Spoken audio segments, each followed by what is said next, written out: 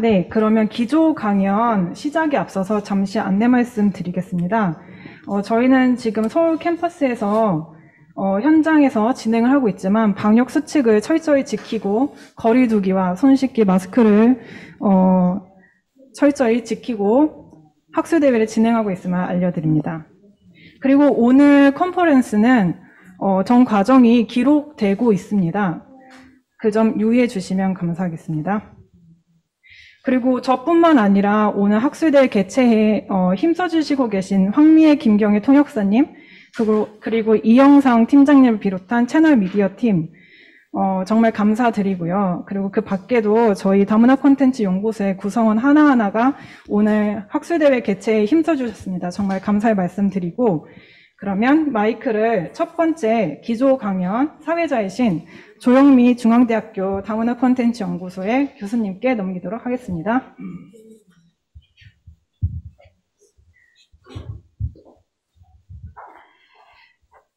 안녕하세요. 반갑습니다. 중앙대학교 다문화 콘텐츠 연구소에서 진행하는 국제학술대회 문화 다양성과 아시아 그리고 접점의 현상과 갈등의 기조 강연 세션을 운영하도록 하겠습니다. 오늘 학술대회는 좀 전에 그 소장님의 인사 말씀으로부터 시작이 되었는데요. 기조 강연 세션부터 시작해서 3개의 세션이 더해져서 오후 6시까지 진행될 예정입니다. 유튜브와 줌으로 접속하고 계신 분들이 많으신데 특별히 감사를 드리고요. 오늘 매우 다채로운 내용으로 진행이 될 예정인데요. 그만큼 많은 분들도 매우 의미 있는 시간이 될 것으로 기대하고 있습니다. 마지막까지 함께해 주시기를 부탁드립니다. 오늘 기조 강연은 크게 문화 다양성과 아시아 정체성이라는 주제로 두 분을 모셨습니다. 먼저 오늘 기조 강연 함께 해주실 두 분을 간단하게 소개해 드리는 것이 좋을 것 같습니다. 특별히 한국과 미국에서 문화 다양성과 관련한 연구를 오랫동안 해오신 두 분을 모셨습니다. 오늘 이 프로그램을 기획하고 좀 전에 사회를 봐주셨던 우리 변유경 교수님께서 이 두 분이 문화인류학 분야에 가장 저명하시고 존경받는 두 분이시다라고 하는 말씀을 해주셨고요. 특별히 문화다양성 연구 분야에서도 많은 기여를 해주고 계십니다. 우선 한건수 문화다양성위원회 위원장님 소개해 드리도록 하겠습니다. 한건수 교수님은요, 강원대학교 문화인류학과 교수님이시고 지구화와 국제이주와 인신매매, 그리고 다양한 지역 연구와 문화다양성과 국제이해 교육, 다문화 교육 분야에서 오랫동안 연구를 해오셨습니다. 특히 최근에는 문화다양성 교육의 확대를 위한 정책과 프로그램 개발에도 함께하고 계시고요. 현재는 한국의 문화다양성 정책을 총괄하고 심의하는 문화다양성위원회의 위원장으로도 활동하고 계십니다. 오늘 직접 자리에 함께해 주셨는데요. 저희가 이따가 기조 강연 시간에 큰 박수로 모시도록 하겠습니다. 두 번째 모신 분은 줌으로 함께하고 계십니다. 멀리 미국에서 시차에서도 불구하고 저희 국제학술대회를 위해서 귀한 시간을 내주셨습니다. 많은 분들이 잘 알고 계시는 분이라고 생각하는데요. 뉴욕 시립대학교의 석좌 교수님이신 민병갑 교수님이십니다. 오랫동안 미국에서 교편을 잡으셨고 특별히 2009년 재미동포 사회를 본격적으로 연구하는 재외한인연구소를 설립하시고 한인사회의 발전 방안과 차세대 디아스포라들의 정체성 확립에 대한 연구에 앞장서 오고 계십니다. 특히 위안부 문제라든지 식민지 시대의 강제 노역 노동자 문제에 대한 연구와 더불어서 희생자들과 피해자들을 지원하는 운동도 함께 전개해 오시는 것으로 알고 있습니다. 최근에는 한국 위안부, 군 위안소, 잔혹성 그리고 배상운동에 대한 영문저서도 발간을 하신 것으로 알고 있습니다. 민병갑 교수님 멀리 미국에서 접속하고 계시는데요. 이따 함께 인사 나누도록 하겠습니다. 저는 이렇게 무게감 있고 의미 있는 기조 강연 세션에서 사회를 맡았는데요. 매우 영광스럽게 생각하고 많이 배우는 시간으로 함께 하도록 하겠습니다. 저는 오늘 사회를 맡은 중앙대학교 다문화 콘텐츠 연구소의 조영미입니다. 저희 세션은 1시간 45분으로 진행이 됩니다. 코로나 상황으로 인해서 저희가 온라인 중심의 국제학술대회를 하고 있는데요. 그래서 현장에서 참여하시는 분들하고 온라인과 줌과 유튜브 생중계를 통해서 참여하시는 분들께서 함께 들으시면서 기조 강연 해주시는 두 분께 꼭 드리고 싶은 말씀이 있거나 또 질문이 있으시다면은 Q&A 박스를 활용하셔서 질문해 주시면 좋을 것 같습니다. 그러면 먼저 한건수 교수님의 강연을 듣도록 하겠습니다. 강연은 약 25분에서 30분 정도 부탁을 드리고요. 그리고 한건수 교수님께서는 한국의 문화다양성 정책, 현황과 과제라는 제목으로 주제 강연 해주시겠습니다. 교수님 자리에 모시겠습니다. 큰 박수로 맞아주시기 바랍니다.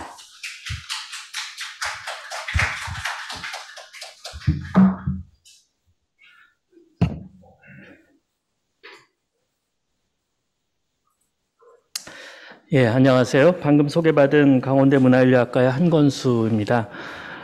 오늘 제가 부탁받은 주제는 한국의 문화다양성 정책, 현황과 과제에 대한 주제입니다. 예. 안 됐나요, 지금? 제가 죄송합니다. 주문으로 가셔서 지금 화면 공유. 예, 제가 지금 화면 공유 설정부터 하겠습니다. 예, 네. 아니요. 제가 파워포인트만 열어놓고 화면 공유를 한 건으로 저 혼자 생각을 했습니다.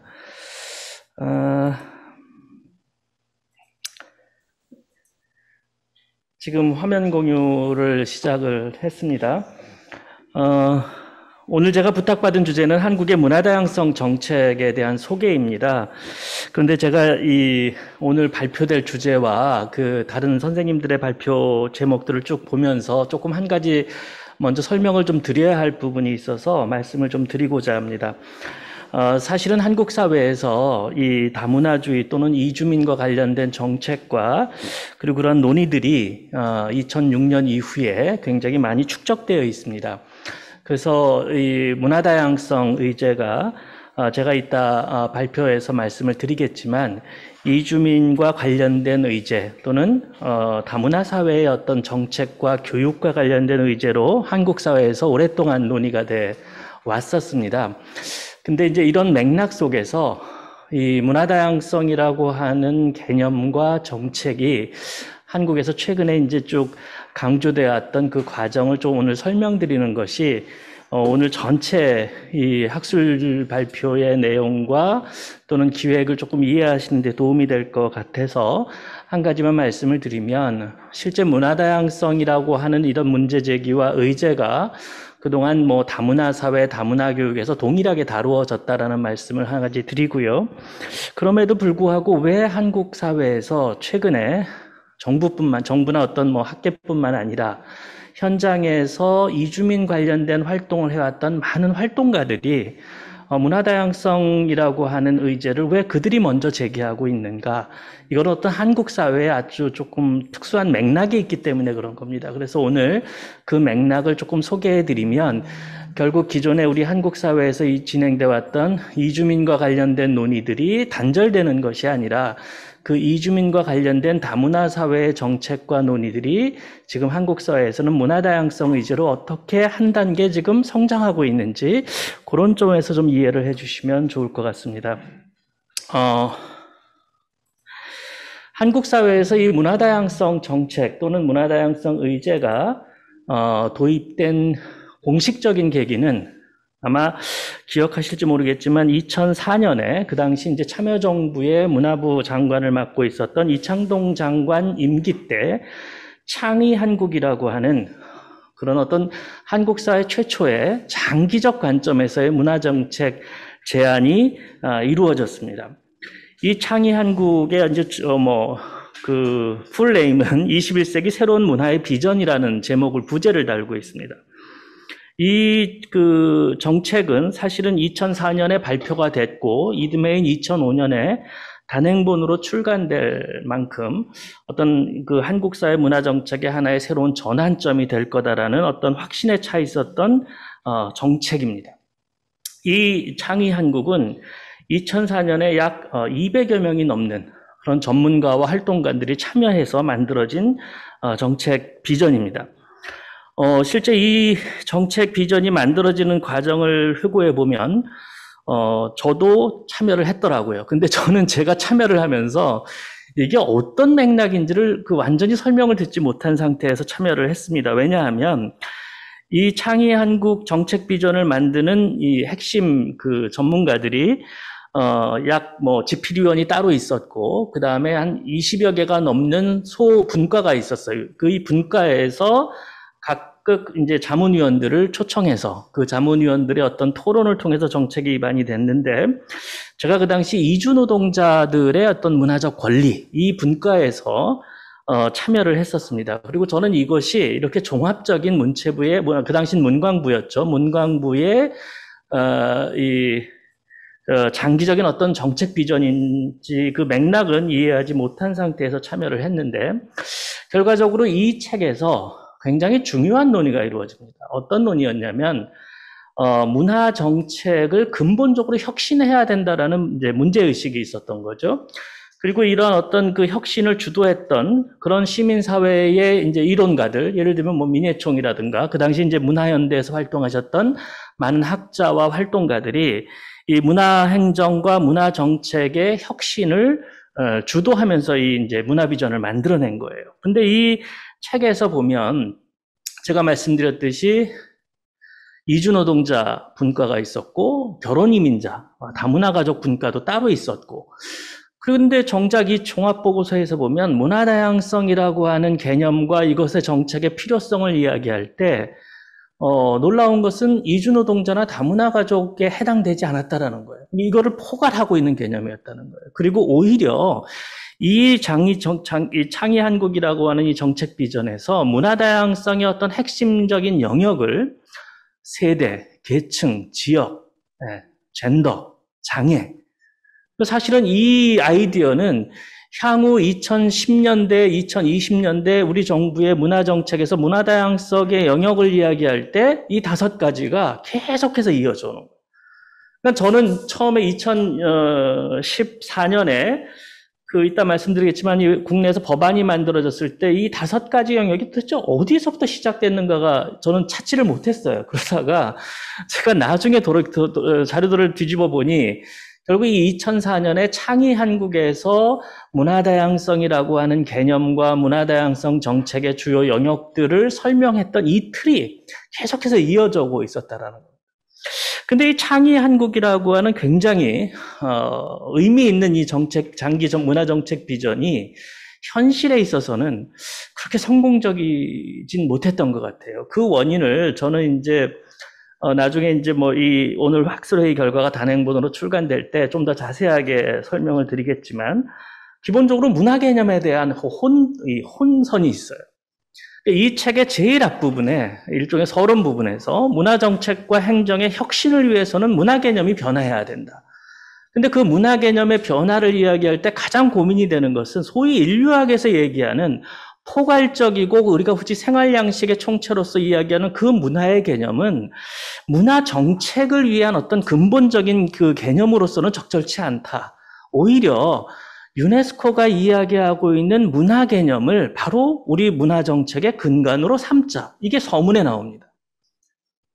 근데 놀라운 것은 그 유네스코의 문화 개념을 이 책의 집필진들이 충분히 파악을 못했다라는 거예요. 역으로 유네스코가 이야기했던 문화 개념은 소위 인류학에서 얘기했던 문학과 예술을 넘어서는 아주 포괄적이고 광의의 생활 형식으로서의 문화 개념을 전제하고 있는 건데, 인류학적인 문화 개념은 너무나 폭이 넓어서 정책의 어떤 근간으로 삼기에 부적절하다라고 해놓고 유네스코의 문화 개념을 가져오겠다고 했던 거, 이거 굉장히 오류거든요. 그리고 이 책의 전체를 보게 되면 이게 700페이지가 넘습니다. 그러니까 200여 명이 넘는 그 전문가들이 참여해서 토론하고 그 과정을 일일이 다 녹음을 했거든요. 제 기억에 처음이었어요. 회의를 하는데 녹음기 놓고 하는 회의는. 그리고 그걸 풀어서 이거를 이제 책으로 집필위원들이 집필을 했던 것 같은데, 그러다 보니까 이제 이 분과별로 이 700페이지에 달하는 이 각 영역별로 정책 제안이나 정책 비전의 분과별로 문화 개념에 혼동이 있었고, 이거를 돌이켜보면 이 당시 문화행정혁신위원회에 참여하셨던 이제 심광현 선생님이 2008년쯤에 이 창의한국에서 무엇이 실패했는가, 이런 어떤 그 고민을 토론회에서 말씀하신 게 있는데, 그 토론회 자료를 보면 결국은 이 문화 개념의 확대에 실패했다.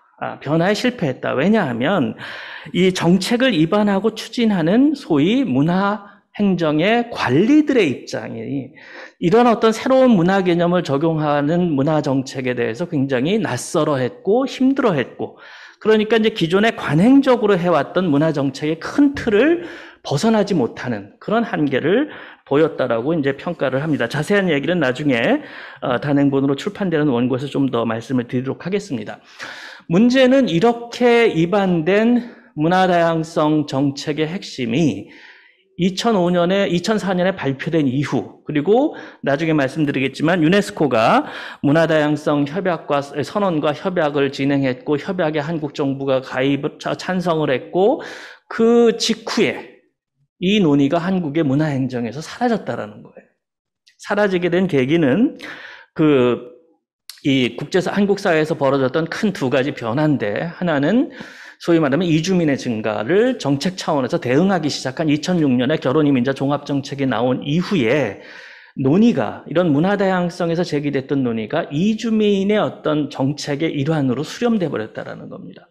두 번째는, 이건 나중에 제가 문화 아카데미에서 활동하고 계시는 선생님들과 토론하는 과정에서 들은 얘기인데, 이 국면이 이제 한미 FTA 국면으로 전환이 됩니다. 그러면서 어떤 문화 운동의 어떤 의제에서 이 문화 다양성 문제가 조금은 사라지게 됐다, 이제 이런 표현을 좀 하시더라고요.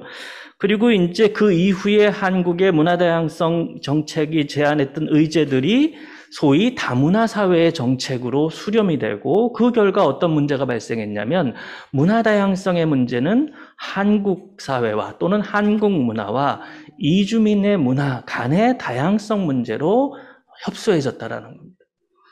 자, 지난 10여 년간 소위 다문화 사회 정책에 대해서 우리 사회에서 굉장히 많은 논의가 진행이 되어 왔고, 오늘날 보편적으로 많은 학계와 현장 활동가들이 공감하고 있는 우리 정책의 어떤 한계와 문제점을 이야기할 때 늘 나오는 얘기가, 이 다문화 사회 정책 또는 뭐 다문화 교육이라고 하더라도 이러한 것들이 한국 사회 전반을 향한 정책이어야 하는데, 현실에서 현장에서 이 정책들은 끊임없이 축소돼서 이주민과 이주 배경을 가지고 있는 자녀의 문제로 치환되면서 좁아졌다라는 겁니다. 이렇게 좁아지면서 어떤 문제가 발생했냐면, 이것이 이주민의 복지 정책인지 또는 이주민의 인권 정책인지 또는 여성 결혼 이민자나 여성 이주민들을 향한 여성 인권 정책인지 이 핵심이 분산됐다라는 거예요. 결과적으로 어떤 문제가 발생했느냐? 다문화 사회 정책에서 인식 개선을 해왔던 많은 논의들이 소위 계몽적인 교육으로 치중이 되고, 결과적으로 한국 사회 구성원들로 하여금 시혜적 관점에서 이주민들을 포용이라는 말에 조금 어폐가 있는데, 이주민들의 어려움을 내가 인정하고 불쌍히 여기고 동정하는, 이런 수준으로 현장에서 굉장히 전락했다라는 거죠.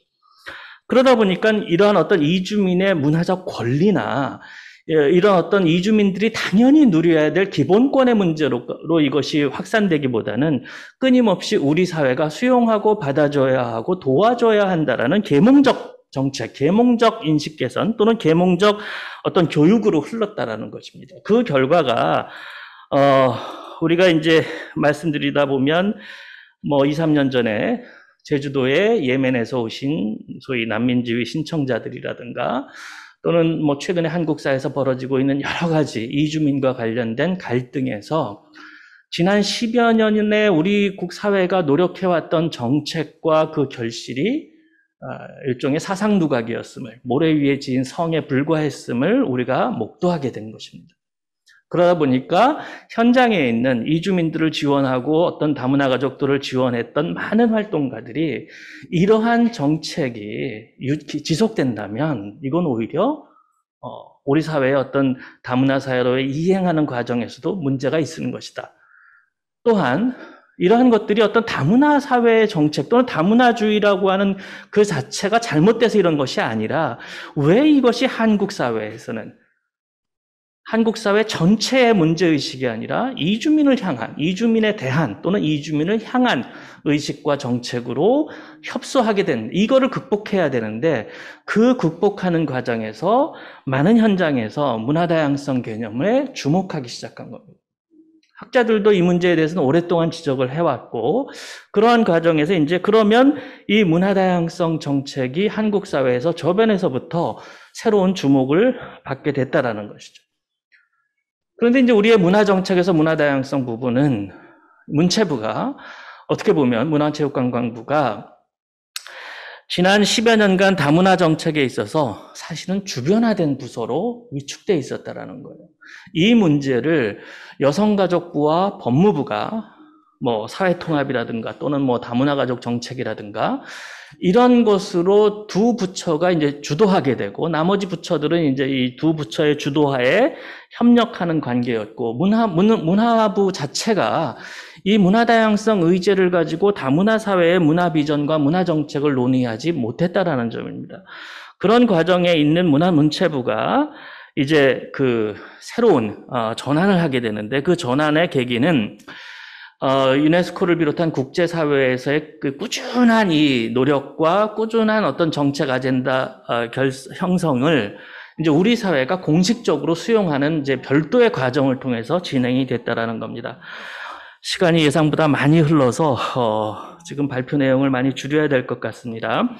핵심은 자 그럼 국제사회에서의 문화다양성 개념과 정책은 근본적으로 우리가 경험했던 이주민과 어떤 마이너리티에 대한 마이너리티가 이제 저희 인종적 마이너리티 또는 뭐 민족적 마이너리티를 국한된 그런 논의가 아니었다라는 것을 우리가 좀 확인할 필요가 있다는 겁니다. 실제 유네스코는 문화 정책의 어떤 논의 과정에서 문화의 개념을 끊임없이 확대하면서 어떤 전환을 요구했습니다. 대표적인 것이 1982년에 멕시코 시티에서 개최되었던 세계 문화정책 회의의 결과물을 보시면 이해가 될 겁니다. 이 회의는 문화정책회의예요. 문화정책의 수장들이 모인 회의였고 이 회의의 핵심 선언문에서는 무엇을 얘기하냐면 우리가 문화정책을 이야기할 때 그 문화의 개념부터 우리가 다시 정립하자. 문화라고 하는 것은 예술과 문학에 한정되는 것이 아니다. 그러니까 문화 정책을 하는 그 영역도 예술과 어떤 문학에 국한된 정책이 되면 안 된다라는 것입니다. 그래서 이 선언문에서 문화라고 하는 것은 예술과 문학에 한정되지 않고 인간의 생활 양식과 기본적인 권리들을 포함해서 한 사회나 사회 집단을 설명해주는 독특한 정신적, 물질적, 지적, 정서적 특질들의 복합적 전체라는 겁니다. 자, 여기에서 전체라고 하는 것은 어떤 통일된 하나를 말하는 게 아니라 everything이라는 거예요. 그러니까 예를 쭉 들다가 이 예가 이제 무한한 예를 들 수 없으니까 이러한 것들을 다 포괄하는 everything이다. 이게 어떤 하나의 지향이 아니라는 거예요. 근데 이 82년에 이 회의 이후에 끊임없이 유네스코는 모든 문서에서 문화의 개념을 계승합니다. 82년에 멕시코시티 선언문에 나온 것을 유념하며 기억하며 상기하며 뭐 동의하며 이런 식으로 모든 문서에 나오는 거죠. 이 논의는 시간이 없어서 넘어갔는데 78년에 보고타 문화정책회의에서도 그 단초가 나왔던 그 내용입니다. 자, 그러다가 이제 91년에 유네스코 총회에서 문화와 발전 세계위원회를 구성하고 문화라고 하는 것이 인류의 발전에 어떤 의미를 갖는지를 논의하기 시작합니다. 그 결과물이 5월 17일에 이제 문화와 발전 세계위원회를 발족하고 95년에 2년 뒤에 보고서를 발표하는데 그것이 우리의 창조적 다양성이라고 하는 보고서입니다. 이 보고서에서 문화야말로 인류가 생존할 수 있는 가장 중요한 창의성의 원천이고 그 창의성의 원천은 문화 다양성이다. 그리고 문화는 따라서 문화는 모든 국가들이 또는 민족 또는 모든 지역에서 그들이 발전을 고민할 때 가장 핵심적으로 고민해야 되는 것은 바로 문화라는 이야기를 이 보고서에서 합니다. 그리고 이 보고서의 결과를 좀 더 그러면 우리 국제사회가 이 보고서 어떻게 실천할 것인가를 논의하기 위해서 1998년에 스톡홀름에서 발전을 위한 문화정책에 관한 정부 간 회의를 유네스코가 개최하고요. 여기에서 조금 더 한 단계 더 나아가서 구체화된 논의를 시작합니다. 그리고 이러한 논의들이 쌓이고 모여서 2001년에 유네스코는 문화다양성 선언을 하게 되고 전 회원국들이 동의하에 채택됩니다. 여기에서 핵심은 이 선언문은 제가 말씀드릴 때 문화다양성 개념을 논의하실 때 2001년의 문화다양성 선언과 2005년의 문화다양성 협약을 제대로 이해하셔야 됩니다. 2001년 선언에서 역시 여기도 문화의 개념은 동일합니다. 한 사회와 사회 구성원들의 특유한 정신, 물질, 지적, 감성적 특징의 총체다. 또가 강조합니다. 문화는 예술 및 문화뿐 아니라 이것을 포괄하면서 생활 양식과 함께 사는 방식, 가치, 체계, 전통, 신념 등을 모두 포함하는 것들이다. 굉장히 다양한 요소들을 갖고 있다. 이 맥락에서 문화 다양성을 얘기하는 거예요. 그래서 이 선언에서 보면 이제 뭐 문화 다양성과 인권, 창의성, 국제연대 각 영역들이 있는데 결국 핵심은 문화 다양성이라고 하는 것은 인권처럼 모든 인류가 누릴 수 있는 하나의 기본적 권리다라는 이야기를 얘기합니다. 자, 그러면 협약으로 넘어가야겠죠.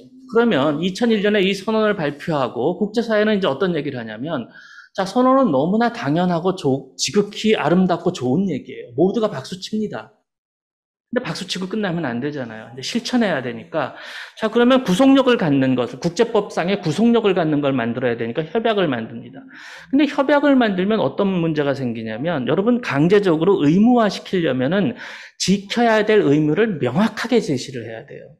선언에서 얘기한 것처럼 아름다운 얘기를 다 풀어놓고 너희들 지켜라고 이야기하면 무엇을 지키고 무엇을 안 지켰는지를 걸러낼 수가 없는 거예요. 그러니까 2005년 문화다양성 협약은 이 당시의 시대적 맥락 속에서 중요한 구체적 의무를 찾아냅니다. 그게 뭐냐면 이 시기가 국제무역협정의 재편 과정이었습니다. 우리가 뭐 우루과이 라운드 무슨 라운드 많이 들으셨던 이 시기예요. 그러니까 이 시기에 그러면 문화다양성을 보호하기 위해서 우리가 지켜야 될 의무는 가장 중요한 게 뭘까? 일단 국제무역협정의 방향이 자유무역으로 갑니다. 모든 상품은 자유롭게 경쟁력, 가격 경쟁력과 이 경쟁력 속에서 유통되어야 되는 거죠. 자, 그러다 보니까 문화의 다양성을 지키는데 1차적으로 중요한 것은 각 지역과 국가가 가지고 있는 문화적 표현. 여기서 왜 이제 문화적 표현이라는 애매한 개념이 등장하냐면 모든 국가가 동의할 수 있는 용어를 찾아내야 하는 게 이 국제기구의 문서입니다. 제가 유네스코 문화다양성 총회 당사국 회의에 가서 보면 마지막 선언문 채택할 때는 보면 양쪽에 영어와 불어로 두 개를 띄워놓고 단어 하나 가지고 싸웁니다. 저 단어를 쓰면 우리 국가의 케이스는 포함되지 않으니. 그래서 이제 합의할 수 있는 최대한 넓히는 겁니다. 그래서 문화적 표현이에요. 그러니까 문화적 표현을 좀 더 쉽게 아주 단순하게 얘기하면 문화상품입니다. 근데 이 문화상품, 오늘날 우리 무역 구조 속에서 문화상품이라는 거를 만들지 못하는 다른 많은 국가들의 어떤 전통 문화의 어떤 그 수공예품이라든가 이런 것들을 포괄해서 문화적 표현이라고 하는 것이죠. 이 문화적 표현에서 문화상품은 국제무역협정에서 예외성을 인정하자. 이게 가장 중요한 이 협약의 의무입니다. 그러니까 이거는 무슨 자유무역이니 가격 경쟁 이거 아니라 자국이 자국의 문화의 다양성을 보호하기 위해서 취하는 정책은 주권적 정책으로 인정하자, 예외성을 두자라는 조항이었어요. 두 번째, 모든 국가는 다양성을 보호하는 정책을 펴야 하고 그리고 이것을 국제 간에 연대하고 협력하자. 연대하고 협력하는데 가장 중요한 게 뭐예요? 개발도상국 같은 경우는 역량 강화가 필요하니까 이거를 소위 선진국들이 지원해야 된다. 그러면 이 유네스코 안에 문화다양성 기금을 설치하고 이 기금에 자발적으로 국가들이 회비를 내면 이 기금을 가지고 개발도상국들이 자국의 문화다양성을 증진하고 보호하는 데 지원하는, 사업을 지원하는 뭐 이런 식의 이제 의무와 구속력을 갖게 하는 겁니다. 자, 이렇게 해서 문화다양성 협약이 논의가 되니까 당장 그 당시 문화산업의 핵심 국가였던 미국 같은 경우는 당연히 반대를 하죠. 헐리우드 산업, 문화산업이 다 자유무역을 통해서 전 세계에 퍼져나가야 되는데 자국만 불리하니까 뭐 이러한 논의가 논쟁이 있었고 결국은 뭐 미국은 끝까지 반대를 했습니다. 그렇지만 많은 국가들이 찬성을 했고 그리고 이 과정에서 이제 이 협약을 비준을 해야 되는 거예요. 국제협약은 각 그 국가가 국회에서 비준을 해야지만 이것이 이제 당사국이 되는 거죠. 그래서 이제 이 30개국이 최소한 비준을 거친 2007년에 이제 그 효력을 발휘하기 시작을 합니다. 자, 그런데 한국은 어떻게 했느냐? 2001년에 선언은 적극적으로 찬성했고 2005년 협약에도 적극적 지지를 했고요. 그러나 이제 문제는 이 협약을 적극적으로 지지했음에도 불구하고 우리가 비준하는 건 좀 시간이 오래 걸렸어요. 5년이나 걸렸습니다. 2010년에 국회에서 협약을 비준했고, 그 다음에 14년에 3월에는 문화기본법을 제정하고 14년에 문화다양성 보호와 증진에 관한 법률을 제정합니다. 사실 이건 좀 이례적이에요. 그냥 법률적 의미를 따지면 국제협약을 국회에서 비준하는 순간 이 국제협약은 국내법과 같은 효력을 갖습니다. 그러니까 굳이 별도 입법을 하지 않아도 사실은 되는데 별도 입법을 했다라는 것은 그만큼 이 문화다양성 정책을 추진할 법적 근거를 만들어서 추진하겠다는 의지의 표현입니다. 그리고 이제 2017년에 14년에 이 법을 만들고도 한 또 3년이 흘러서 이 문화다양성 협약 이제 당사국 회의 정부 간 회의가 열립니다. 근데 한국이 당사국이 됐으니까 무려 4년간은 굉장히 소극적이었어요. 이 회의에서. 그러다가 2017년에 아시아 태평양 그룹의 이제 위원국으로 진출을 합니다. 다른 국가들이 막 한국이 나서야 되는데 한국 정부가 손을 안 들었거든요. 제가 2017년 이전에 문화다양성 당사국 회의에 갔을 때, 캄보디아나 이런 이제 동남아 국가들이 대표가 옵니다. 그래서, 야, 한국이 나서줘야지. 왜 우리보다는 한국이 발언권도 세고, 국력도 있는데 나서야 되지 않느냐. 이제 이런 제안을 오히려, 다른 아시아 태평양 지역 국가들이 한국에 하는 상황이었는데, 17년에 이제 한국이 결정을 하고, 위원국으로 진출하고, 20년에 이제 요건 나중에 말씀드릴게요. 법안 개정한 걸. 그 다음에 2020년에는 정부간위원회 부의장국으로 진출을 합니다. 그리고 21년에 의장국이 됩니다. 그러면서 이제 21년에 사실 이 의장국이 되면서 그동안 미루어왔던, 어떻게 보면은 20년에 이제 부의장국 진출하고 이 과정에서 우리 정부가 국제사회에서 문화다양성 정책을 제대로 한번 해보겠다는 의지를 가지니까 2014년에 법률을 제정했지만 하나도 진행이 안 됐거든요. 그래서 그것을 진행시키기 위해서 20년에 법률을 개정하고, 그리고 21년에 무려 법안이 만들어진 7년 후에 이 문화다양성위원회를 구성하게 됩니다.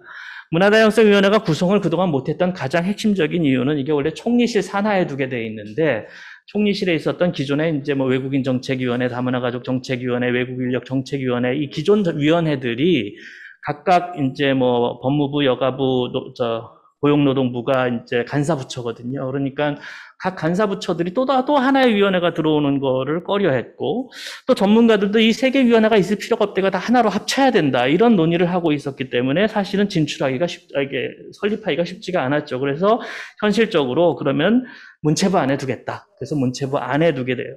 그러니까 위원회가 문체부 안에 들어오게 되면 차이가 뭐냐면, 총리실은 이제 장관들이 위원들이 되는데, 문체부 안에 되면 차관들이 위원이 되는 그런 이제 한계가 조금 있죠. 자, 그리고 결국은 그러면 이제 한국 사회가 이렇게 잘 정책을 진행하게 됐는가? 기본적인 체제는 마련을 했는데 조금 아쉬운 점은 이 법안이 제정되고 개정되는 과정에서도 볼 수 있지만 여전히 문화 다양성이라고 하는 실질적인 정책을 추진할 때 애매모호합니다. 저는 이거를 행정과 정책을 연구하는 학자들과 조금 토론을 하고 있는데요. 이게 어떤 부처 간에 이 칸막이 구조의 어떤 정부 조직이 갖는 한계인지, 그러다 보니까 이제 문체부는 실제 정책이라는 거는 이제 또 기존의 관행이 대상이 명확해야 되고, 그 대상을 상대로 구체적인 예산과 프로그램을 짜야 되니까 계속해서 이 법안도 모호하게 표현을 합니다.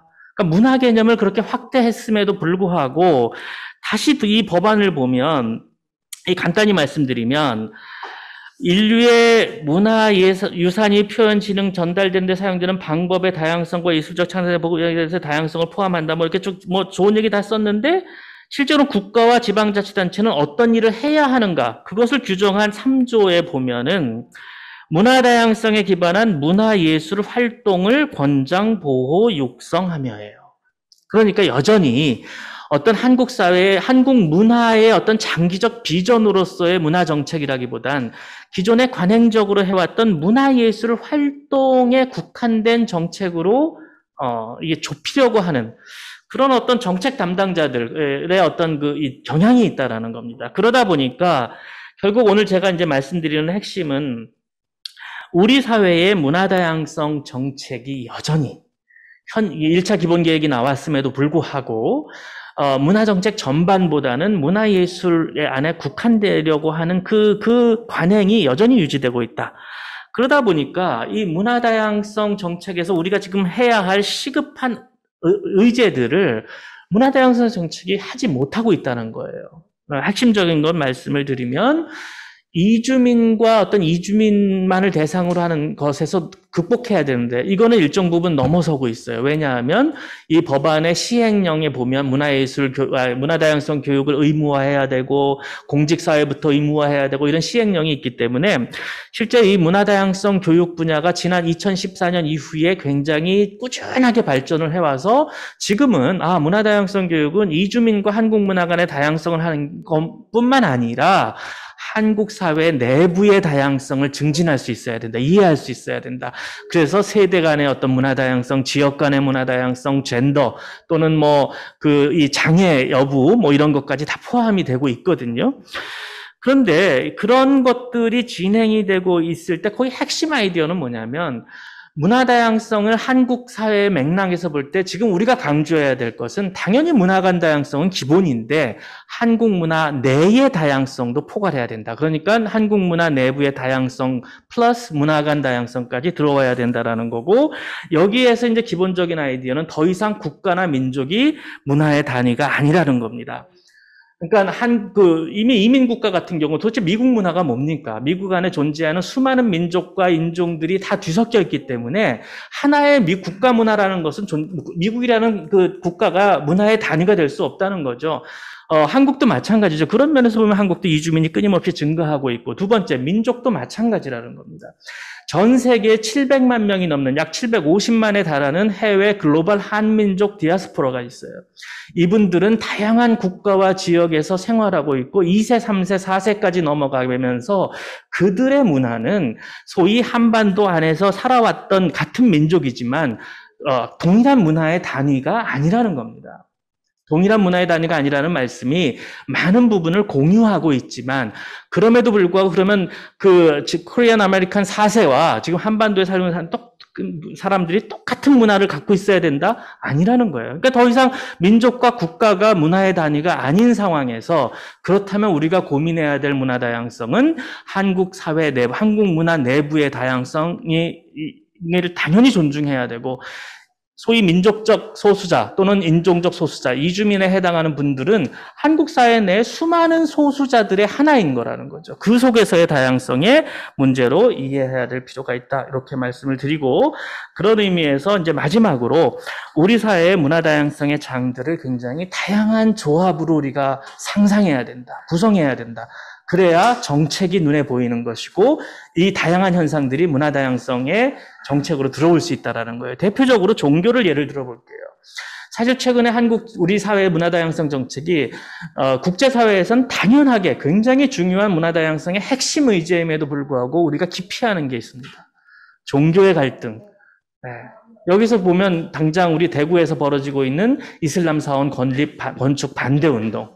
이건 문화다양성 관점에서 당연히 우리 사회의 문화다양성 수용력 면에서 이거는 사실 이게 허가가 난 걸 취소한 거거든요. 건축 허가가 난 걸 나중에 주민들이 반대한다고 취소한 거기 때문에 이 문제에 대해서 발언할 수 있어야 되고 또 각 지자체에서 문화다양성 조례를 만들고 있는데 이 문화다양성 조례에 대해서 끊임없이 아주 일부 보수적인 기독교에서 굉장히 반대를 하고 있고 이게 차별금지법이랑 같은 지금 궤도로 들어가고 있거든요. 또는 성적 취향의 문제, 성소수자의 문제에 대해서 글로벌 관점에서 보면 문화 다양성의 핵심 영역임에도 불구하고 한국 사회에서는 이것이 기피되고 있고 또 여기 이제 젠더 갈등 같은 경우도 지금 한국 사회에서 가장 첨예한 이 문제도 문화 다양성의 관점에서 적극적으로 정책적 발언을 해야 하는데 이러한 논의들이 아까 말씀드렸던 우리 정부 구조의 어떤 칸막이 행정 구조에서 정책이 조각조각 나버리니까 이러한 다양한 문화 다양성의 핵심 의제들을 우리가 포괄해내지 못하고 있다. 그런 면에서 볼 때 제가 발표문에서 말씀드렸듯이 어떤 모든 정책이 마찬가지죠. 그 당사국의 문제에 맥락이 있는 겁니다. 그런 맥락에서 봤을 때 우리 사회가 가지고 있는 어떤 정책의 강조점이 필요하고, 두 번째, 국제사회에서 동일한 의제를 어떤 정책을 펴고 있는가. 이건 우리가 미처 보지 못하고 있는 부분들이거든요. 또는 우리가 기피하고 있는 문제이기 때문에 국내적인 맥락과 국제사회에서 문화다양성 의제가 가지고 있는 그 강조점들이 결합이 돼야 된다는 거예요. 그런 면에서 현재 우리 한국 사회 문화다양성 정책은 제가 말씀드리지만 뭐 다문화 정책, 다문화주의를 대체하고 이러는 게 아니에요. 그 문제의식들을 포괄하고 있다는 거죠. 그걸 포괄하면서 우리가 어떻게 더 한국 사회의 맥락 속에서 우리 사회가 좀 더 다양성을 존중하고, 또 이 다양성의 존중이 새로운 문화, 그것이 이제 문화 다양성의 핵심입니다. 생물 다양성과 문화 다양성의 근본적 차이는, 문화 다양성은 서로 섞이는 거예요. 섞여서 늘 새로운 문화가 나오는 그러한 환경을 만드는 것이 문화 다양성 정책이다라는 점을 말씀드리는 걸로 제 오늘 발표를 마치도록 하겠습니다. 감사합니다. 토론 들어갔다 나중에 하나요? 네, 감사합니다. 시간도 너무나 딱 지켜주셔서 너무 감사하고요. 네, 한권수 교수님께서는 문화다양성 정책의 변천 과정하고 그리고 개념 정의에 대해서도 말씀을 해주셨고, 거기에 대한 한계와 오류에 대해서도 말씀을 주셨습니다.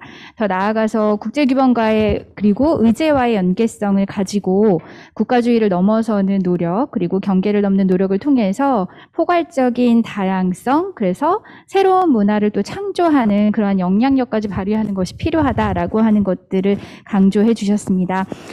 저희가 오늘 말씀 들은 것을 통해서 또 질의하실 분들이 있으실 것 같은데요. 두 번째 기조 강연 후에 또 같이 이야기 나누는 시간 갖도록 하겠습니다. 그러면 두 번째 기조 강연자로 모신 민병갑 교수님의 강연을 듣도록 하겠습니다. 교수님이 줌으로 함께하고 계시거든요. 민병갑 교수님께서는 아시안 아메리칸 인구 통계학적 및 사회 경제적 특성과 민족 인종적 정체성이라고 하는 주제로 강연을 해주시겠습니다.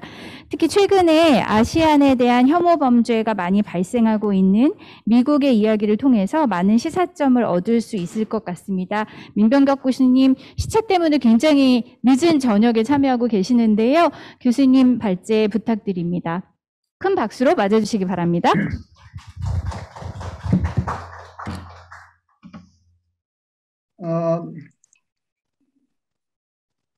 변희경 교수님께서 이렇게 컨퍼런스 준비를 오래 해가지고 수고 많으신데, 오늘 처음 얼굴을 뵈었고 또 저를 초청해 주셔서 대단히 감사드립니다. 그리고 오늘 한국에 계신 여러 교수님들을 지금 볼 수는 없지만은 이렇게 대화를 나누게 돼서 반갑습니다. 저는 1972년 2월 21일 날 미국에 와서 지금 만 50년이 되었습니다. 그런데 50년 돼서도 뭐 집에서 한국말 쓰고 한인 커뮤니티에 살기 때문에 한국어나 한국 문화를 잊어버릴 가망성이 전혀 없는데, 이렇게 한국말을 하는 것이 지금 한경수 교수님께서 굉장히 아주 매끄럽게 발표해 주셨는데, 저는 한국어가 교단에 있어서 이렇게 하는 게 아니기 때문에, 한국의 고등학생 정도이기 때문에 이렇게 서투릅니다. 그 양해해 주시면 감사하겠습니다. 지금 주제가 다문화 문화 콘텐츠인데, 저는 에이시안 아메리칸을 선택해서 이건 뭐 연구 논문이 아니고 제가 지금까지 쭉 연구해온 거 그런 걸 제가 쉽게 할 수 있기 때문에 이렇게 준비했는데, 사실은 시간이 더 걸렸습니다. 도표 같은 거 만들고 하다 보니까 굉장히 시간이 많이 걸렸어요. 그래서 오늘 에이시안 아메리칸에 대해서 이것이 제가 이민과 에이시안 아메리칸 이 두 가지를 아주 주제로 연구하기 때문에 저한테는 굉장히 익숙한 제목입니다.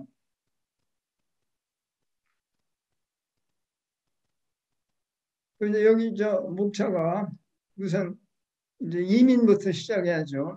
에이시안 아메리칸 커뮤니티가 커진 거는 지난 50여 년 동안 1965년 이민법 개정으로 이렇게 늘어났고, 이제 그렇게 되니까 에이시안 아메리칸이 그 통계학적 특성에 이제 2세도 생기고 3세도 생기고 이렇게 달라지고 또 인구가 늘어나서 이제 그 큰 힘이 되고, 이제 또 중요한 건, 가장 중요한 건 사회 경제적 특성. 그러니까 에이시안 아메리칸이 백인보다도 훨씬 교육 수준이나 수입, 직업 수준에서 훨씬 높다는 사실. 이름으로써 그 에이시안이 과거 백인들한테 차별받았는데 지금 이런 경제적 지위 때문에 함부로 못하고, 또 지금 에이시안 아메리카 2세 55%가 타민족하고 결혼하는데 30%는 백인하고 결혼해요. 그래서 지금 에이시안 백인 혼혈 아이들이 많이 나왔습니다. 예. 이제 그런 걸 보고, 그 다음에 이제 그 에이시안 아메리칸 레이셜 아이덴티티, 에스닉 아이덴티티, 이거에 대해서 마지막으로 간단히 말씀드리겠습니다. 지금 여기 피겨 1에 이 이민 보표가 나왔는데, 미국에서 1965년 이전에는 아시안이나 이 동부 유럽을 차별하는 주로 북서부 쪽 그 지금 미국을 건설한 그 나라에 이제 위주로 이민이 형성됐는데, 1960년에 아주 완전히 그 인종차별적인 이민법을 바꿔가지고 모든 나라에 동등한 미국 이민 기회를 주게 되었습니다. 그러면 에이시안의 그 아시아 국가의 인구가 그 세계 인구의 60%가 되기 때문에 당연히 이제 아시아 국가에서 이민이 많이 오게 됐죠. 그래서 제일 처음에 65년에 보면은 뭐 별거 아니다가 지금 쭉 커져서 중국이나 인도는 1년에 7만, 6만 이렇게 굉장히 많은 수를 보내고, 그 다음에 저 필리핀, 월남도 상당히 늘어났고, 한국은 이렇게 1970년대하고 80년대에는 아시아에서 필리핀 다음으로 둘째였는데, 이제 90년대부터 한국 경제 사정이 좋아지고 또 남북 갈등도 줄어들고 또 민주정부가 생기면서 이민이 줄어들어서 이제 최근에는 1년에 2만도 되지 않습니다. 그 다음에 일본은 여기 보시는 것처럼 뭐 1년에 그저 몇천 명씩 계속 1965년 그때부터 경제가 좋았기 때문에 일본이 제일 적게 하고, 이건 이제 6 중요한 아시아 민족이고, 이외로 이제 뭐 싱가포르, 말레이시아, 인도네시아, 또 저 파키스탄, 방글라데시, 여러 나라 많이 있어도 아시아 민족이 22개가 됩니다.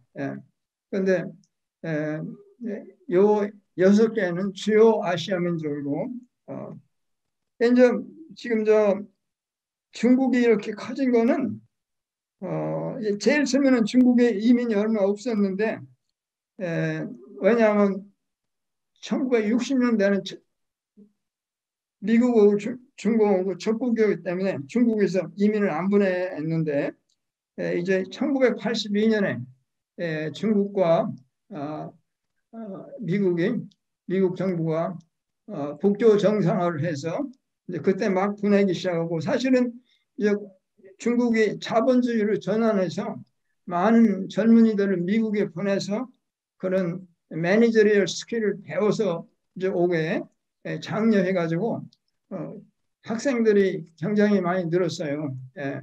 그게 이제 제가 다음에 도표에 보여주는데 인도도 마찬가지로 인구가 아시아에서 중국하고 제일 많은 국가니까 특히 이제 인도에서는 그 테크놀로지 쪽에 굉장히 프로페셔널 테크놀로지들이 많이 생기고 또 헬스케어 분야에 메디컬 닥터나 너스가 많이 오고 그래서 인도도 최근에 굉장히 늘었습니다. 월남은 1974년 4월 달에 그 사이건이 함락돼서 이제 공산화되니까 미국에서 난민으로 100몇만이 보내왔고 이 월남이 굉장히 이제 1970년대, 80년대 늘었죠. 그건 전부 난민으로 이제 미국으로 오게 된 겁니다.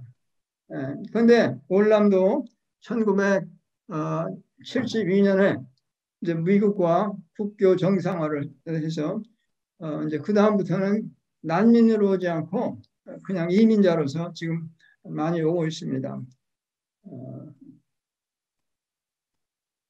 뭐 이제 지금 시간이 없으니까 여기 다 설명이 제가 했고, 그다음에 이제 그 인도하고 중국이 그렇게 많은 이유가 필리핀이야. 지금 다 설명했습니다. 중국은 중국 인도는 2010년 그 이후로 5년간 38만 5천이니까 1년에 약 8만 명. 또 인도 역시 1년에 약 7만 명 이렇게 계속 앞으로도 계속 올 겁니다. 이제 지금 중국은 멕시칸에 이어서 둘째로 큰 이민자를 보내고 뭐 멕시코는 1년에 한 15만 가까이 있기 때문에 해마다 제일 많이 보내고 인도도 이제 세계 3위로 멕시코, 중국, 인도, 필리핀도 넷째입니다. 세계에서. 그래서 아시아 국가가 최근에 이렇게 커졌다는 거. 그런데 필리핀과 한국이면은 그 미국과의 그 본국 모국이 그 정치적 밀리터리 커넥션, 밀리터리 폴리티컬 그 반식민지로서 그런 관계가 있었기 때문에 이제 필리핀 경우는 여러 필리핀 도시에 미군 기지, 아시아에서 전쟁하는 데 필요한 그런 군수품 그런 거 다 군인들 거기에 배치시키고 그래서 이제 그렇게 되면 이제 거기 여성들하고 군인이 결혼 많이 해서 뭐 1년에 7천, 8천 명 이렇게 오고 또 뭐 미군 그 해군 함정에서 필리핀 남자들이 이제 지원해서 그런 것이 늘어나고 뭐 한국도 미군이 계속 있었기 때문에 1년에 3천, 4천 명 미군하고 결혼하고 그런데 이제 지금은 이것도 줄어들고 또 한국에서도 이제 경제 수준이 늘어나서 미군하고 결혼한 사람이 줄어들었기 때문에 이제 이민도 많이 줄었습니다. 이제 월남 얘기는 했고요. 1990년에 미국이 이민법을 약간 개정했습니다. 그래서 그 내용은 미국 코퍼레이션이 멀티내셔널 코퍼레이션이 세계적으로 경쟁력을 갖추기 위해서는 이 IT 인더스트리 그런 전문가들이 필요하기 때문에 전문직을 엄청나게 늘렸어요. 1990년부터. 그리고 가족 이민을 줄여가지고 중국과 인도가 이 1990년 이민법 혜택을 많이 받게 됐습니다. 그래서 이제 지금 아까 보신 것처럼 병장이 늘어났는데 이런 이민법이 바뀐 거에도 관심이 있습니다.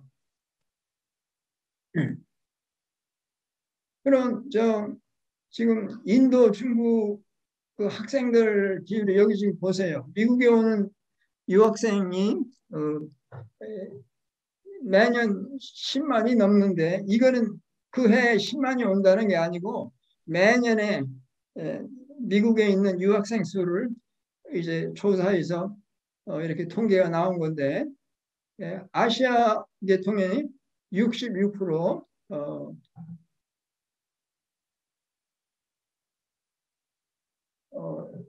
엄청나죠. 근데 여기 보세요. 중국이 2014-15년 학년에 31%, 30만이 넘고 인도도 엄청나요. 이제 이 다음에는 한국인데 그때는 뭐 한 5만, 지금은 이제 1년에 한 3만 정도 한국은. 그런데 중국은 한국보다 인구가 22배가 많기 때문에 인구 비례로는 지금 한국 학생이 제일 많은 겁니다. 미국의 유학생 중에. 그런데 지금 제일 많을 때는 7만까지 갔는데 지금 최근에 많이 줄어서 지금 3만으로 줄었어요. 여기에 지금 들어있지 않은데 지금 1990년에 바꾸는 이민법은 스페셜티 오큐페이션 이렇게 프로페셔널이나 테크놀로지 분야 이런 분야에 기술 있는 사람을 우선적으로 하기 때문에 이 학생들이 인도나 중국 경우 그 이민 쿼타 머저리티를 여기 있는 학생이 그냥 여기서 영주권을 바꾸는 거예요. 그래서 지금 뭐 이 학생들이 계속 오고 있어서 중국이나 인도는 앞으로 계속 이민 숫자에서 이제 멕시코에서 2, 3위를 달릴 것입니다.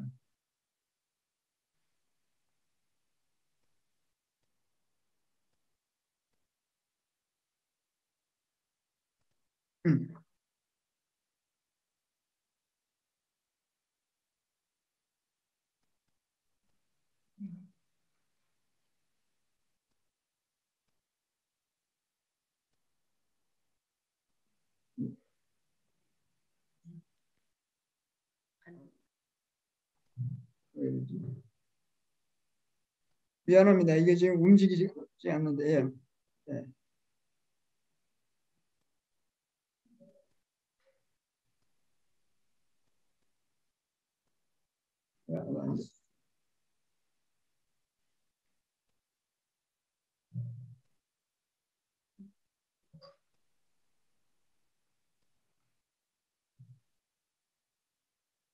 오케이. 그래서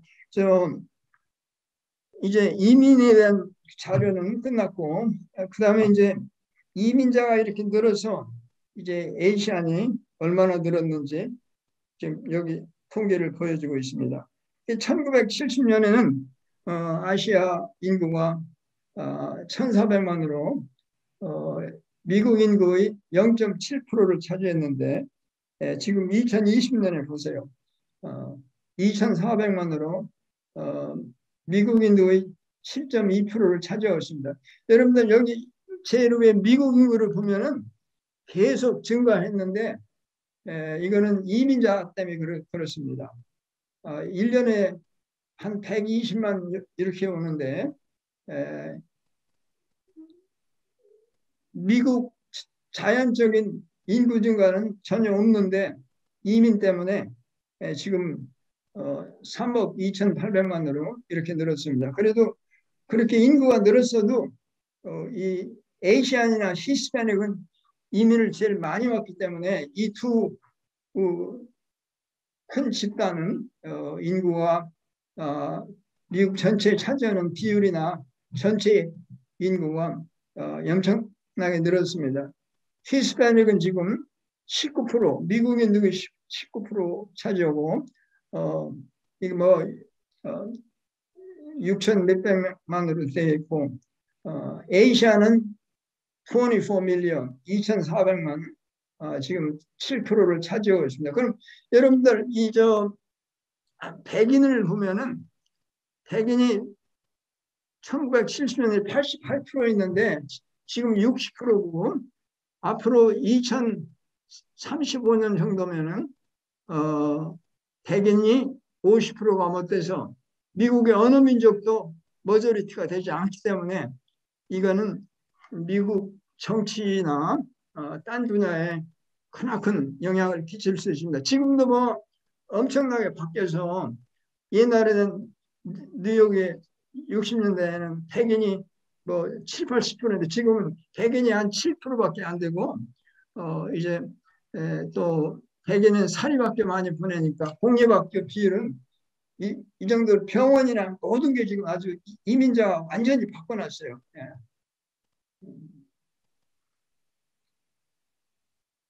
이건 지금 제가 보여드린 거 설명했고, 그럼 이제 다음에는 각 나라별로 아시아 민족이 어떻게 증가했는가를 보여주겠습니다. 여기 2019년 이 토탈을 보면은 중국인은 510만이고 520만 정도. 그러니까 지금 이게 19년이니까 2020년 센서스는 이제 530만 정도 이렇게 중국이 될 거예요. 인도가 460만, 그다음에 필리핀 420만, 월남 220만, 한국인 이제 200만에 지금 가깝습니다. 일본은 이제 2000년에 제일 큰 민족이었는데 지금 이제 6 주요 아시아 민족 중 제일 적은 민족으로 탈락했습니다. 일본에서는 거의 이민을 오지 않기 때문에. 그러면 더 중요한 여기 지표는 제일 밑에 2010년에 멀티레이션은 혼혈인입니다. 그러니까 한국 사람이 딴 민족 결혼해서 자녀 낳으면 혼혈인인데 지금 일본은 혼혈인이 거의 50%, 지금 50% 넘어요. 예, 현재 이제 2022년은. 예. 왜 그러냐면은 일본인이 이민을 안 오기 때문에, 그리고 옛날부터 일본 이민자가 많이 와서 3세, 4세가 이렇게 돼가지고 이제 그 사람들이 타민족 결혼한 일이 높습니다. 일본은 한 65%가 타민족 결혼하니까 이 혼혈인 비율이 아주 많아지는데 한국도 지금 23%니까 굉장해요. 4명 중 하나는 지금 혼혈인인데 지금 어린이들은 대다수가 혼혈인입니다. 그래서 그걸 내가 잠깐 이제 말씀드리려고 그러는데 이건 이제 지금 인구를 했고 또 혼혈인 비율에 대해서 말씀을 드리겠습니다. 그러니까 혼혈인 비율이 많은 게 일본, 필리핀 다음에 한국이에요. 나머지 세 국가 중국, 인도, 월남은 이민자가 많이 오기 때문에 미국 출생도 이민자하고 결혼하니까 혼혈인이 상당히 줄어들으니까 또 혼혈인 비율은 전체 인구에 대한 비례이기 때문에 전체 인구가 많이 늘어나기 때문에 별로 그 비율이 늘어나지 않고 있습니다. 중국인이 이제 백인하고 결혼 많이 하니까 조금 높은데 여기 월남이나 인도는 전혀 이 정도면 안정되고 혼혈인이 많아진다는 건 그만큼 이제 민족 정체성이 약해지는 거죠. 혼혈인들은 자기가 일본인이라고 않고 반 정도는 자기가 미국인이라고 그러기 때문에 또 문화 행사도 이제 이민자가 없으면 굉장히 힘들고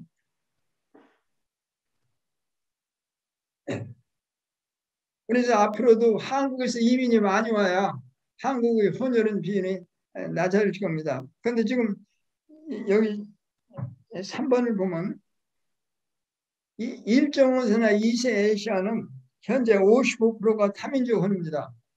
그런데 한국은 바로 아시아 평균하고 똑같게 55%고 일본이나 필리핀은 훨씬 높고 인도 같은 나라는 타민족 결혼율이 훨씬 낮습니다.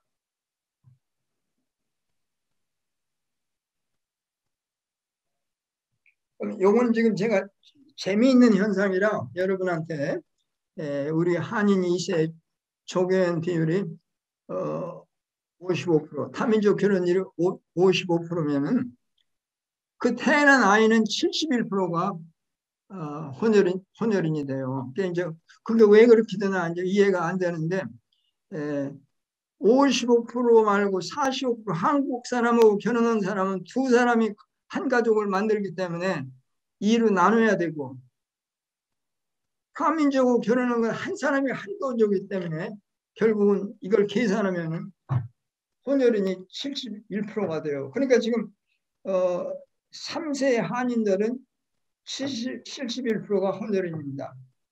그러니까 지금 3세들은 지금 겨우 이제 나서 국민학교 다니지 않으면 지금 이렇게 아기를 집에 있는데 집에 있으니까 안 보이지만은 이렇게 큰 비율이 지금 혼혈이나 앞으로도 한국 혼혈 비율은 굉장히 늘어날 것입니다. 이제 그거 끝마치고 사회 경제적 특성에 대해서 말씀드리겠습니다.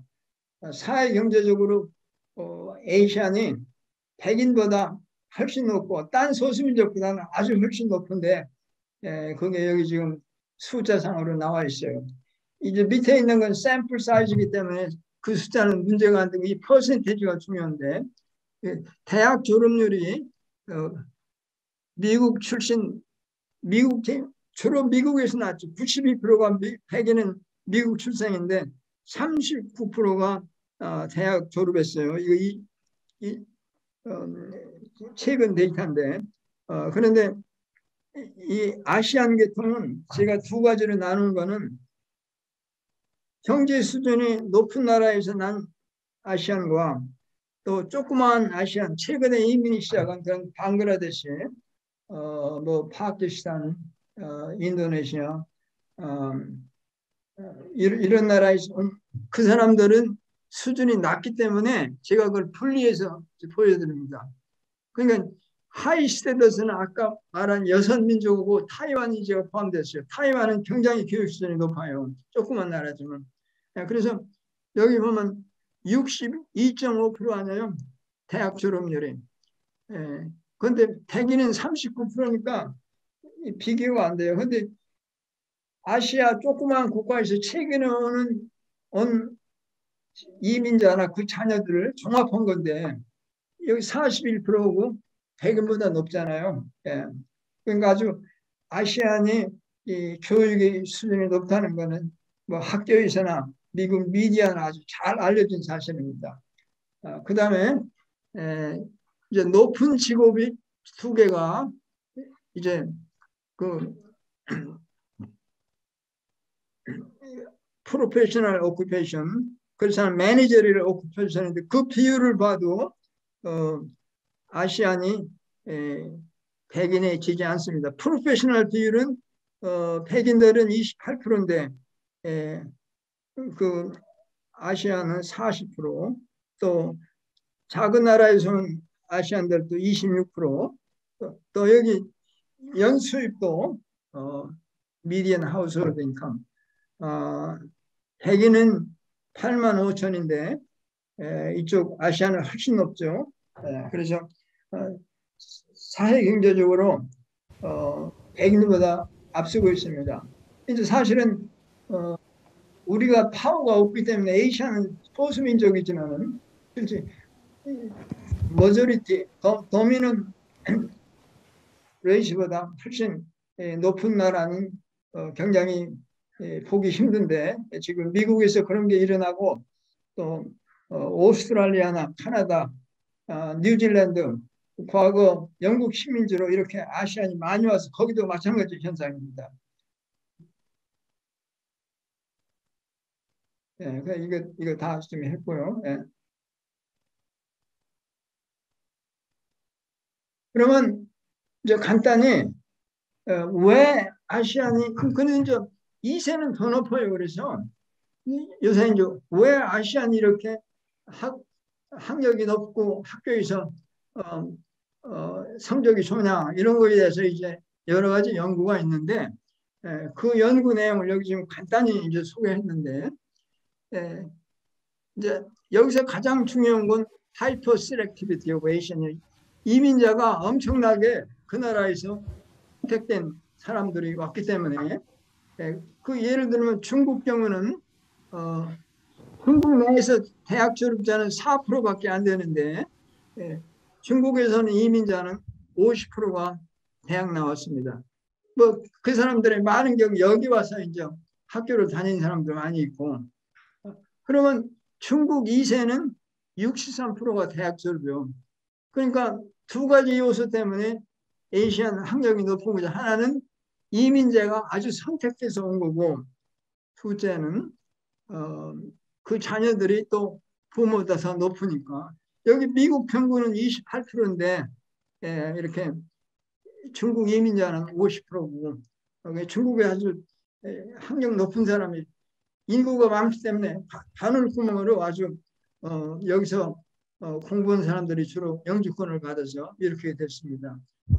그런데 이제 민병갑 교수님, 정말 네. 죄송한데요. 한 5분 내로 발표 마무리해 주실 수 있으실까요? 그리고 난 다음에 질의응답하면서 더 풍부한 이야기 나눠보도록 하겠습니다. 이제 아시아 정체성인데 간단히 말씀드리겠습니다. 정체성에 기여하는 요소는 자기 민족 문화 보존, 민족 소셜 네트워크의 참여, 또 모국의 파워, 또 현재 살고 있는 나라의 다문화 정책인데 1960년대는 이것이 전부 아주 제로 상태로 조그만 한인 커뮤니티에 있으니까 문화, 소셜 네트워크 이런 것이 없고 한국의 힘도 약하고 근데 지금은 엄청나게 한국의 파워가 특히 문화적 파워가 커져서 이 사람들을 자랑스럽게 생각하게 만들고 또 이민자들 때문에 또 소수민족 운동 때문에 지난 50년 동안 엄청나게 다문화 정책이 달라졌습니다. 과거 앵글로색슨 정책에서 바뀌어서 그다음에 현재 살고 있는 나라의 인종차별이 민족 정체성에 해를 끼치는데 이것이 줄어들고 그래서 지금은 아주 자신 있게 자랑스럽게 한국인으로 생각하고 살고 있습니다. 그래서 지금 시간이 없기 때문에 그냥 빨리 그 잠깐 내가 요건 1960년대 그 와서 힘드는 사람들을 제가 이제 서민으로 인터뷰해서 그 아이덴티 얘기하는데 이게 지금 루스 정이라고 한국 여자 LA 살았는데 I was walking down the middle canal the hallway of my high school talking and laughing with a group of friends. What a brief moment as we walked. 네, 당시에 제가 그냥 고등학교 때 길을 걸어가게 되면 사람들이 저를 보고 그냥 막 웃었습니다. 그때 제가 끔찍하게 생각했던 것이 뭐냐면 내가 여기에서 다른 사람들과 얼마나 다른가 하는 것이었습니다.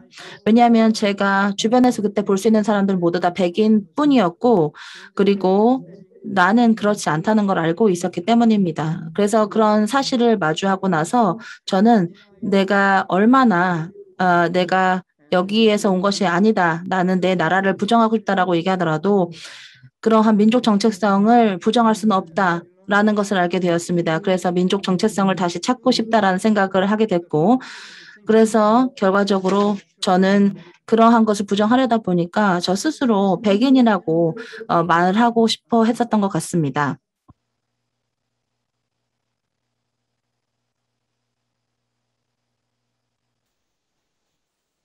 이제 이건 인종에 대한 아이덴티티, 레이셜 아이덴티티인데 지금은 이제 그게 레이셜 아이덴티티는 그 인종 차별이 커질수록 커지는데 지금 많이 줄어들고 또 에스닉 아이덴티티가 강해져서 지금 굉장히 약했습니다. 약해졌습니다. 그래서 지금은 그런 어, 정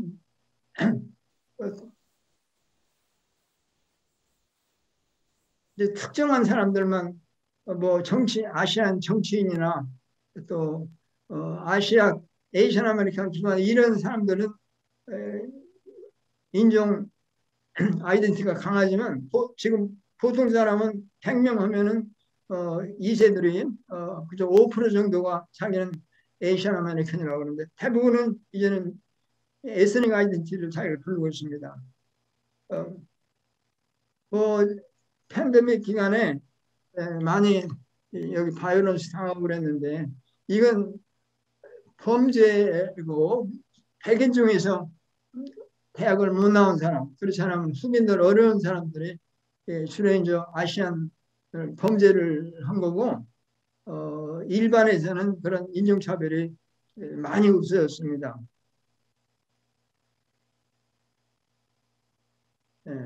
뭐 이걸로 끝나겠습니다. 죄송합니다. 시간을 너무 많이 보내서. 네, 감사합니다, 교수님. 네, 우선 민병헌 교수님께서 그 아시아 국가들의 이민의 동향이라고 하는 것들을 좀 살펴봐 주시고 특히 정치, 경제, 사회, 역사적인 변화하고 연결해서 말씀을 해주셨습니다.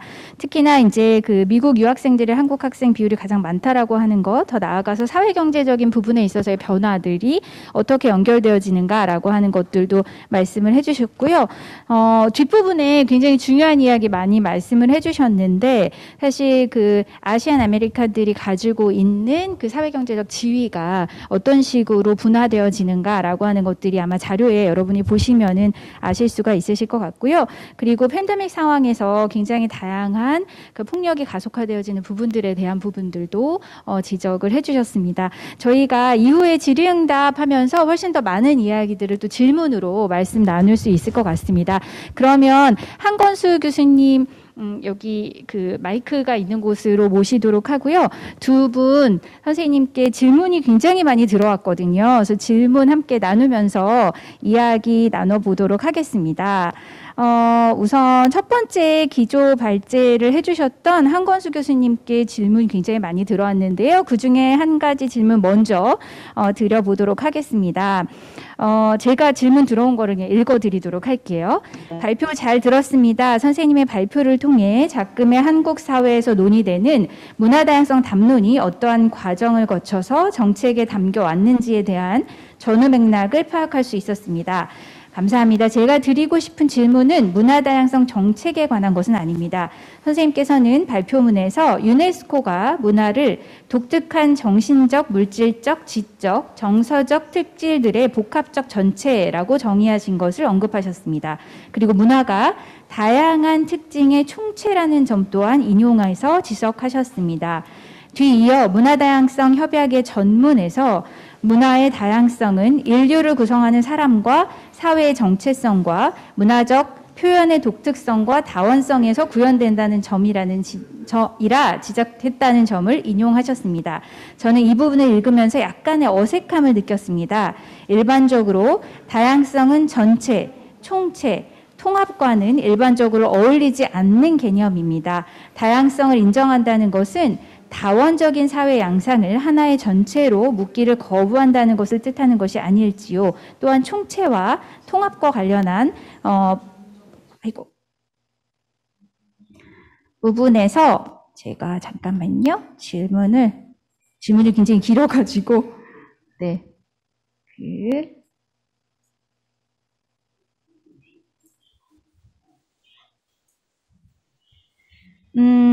총체 통합과는 일반적으로 어울리지 않는 개념이다라고 하는 거. 이게 또한 총체와 통합의 기획은 다양성의 주체들을 특정한 하나의 문화로 규정하고자 하는 억압의 시도라 익힐 여지는 없는지요. 선생님의 생각을 여쭙고 싶습니다. 굉장히 철학적인 질문을 해주신 네. 것 같습니다. 답변 부탁드립니다.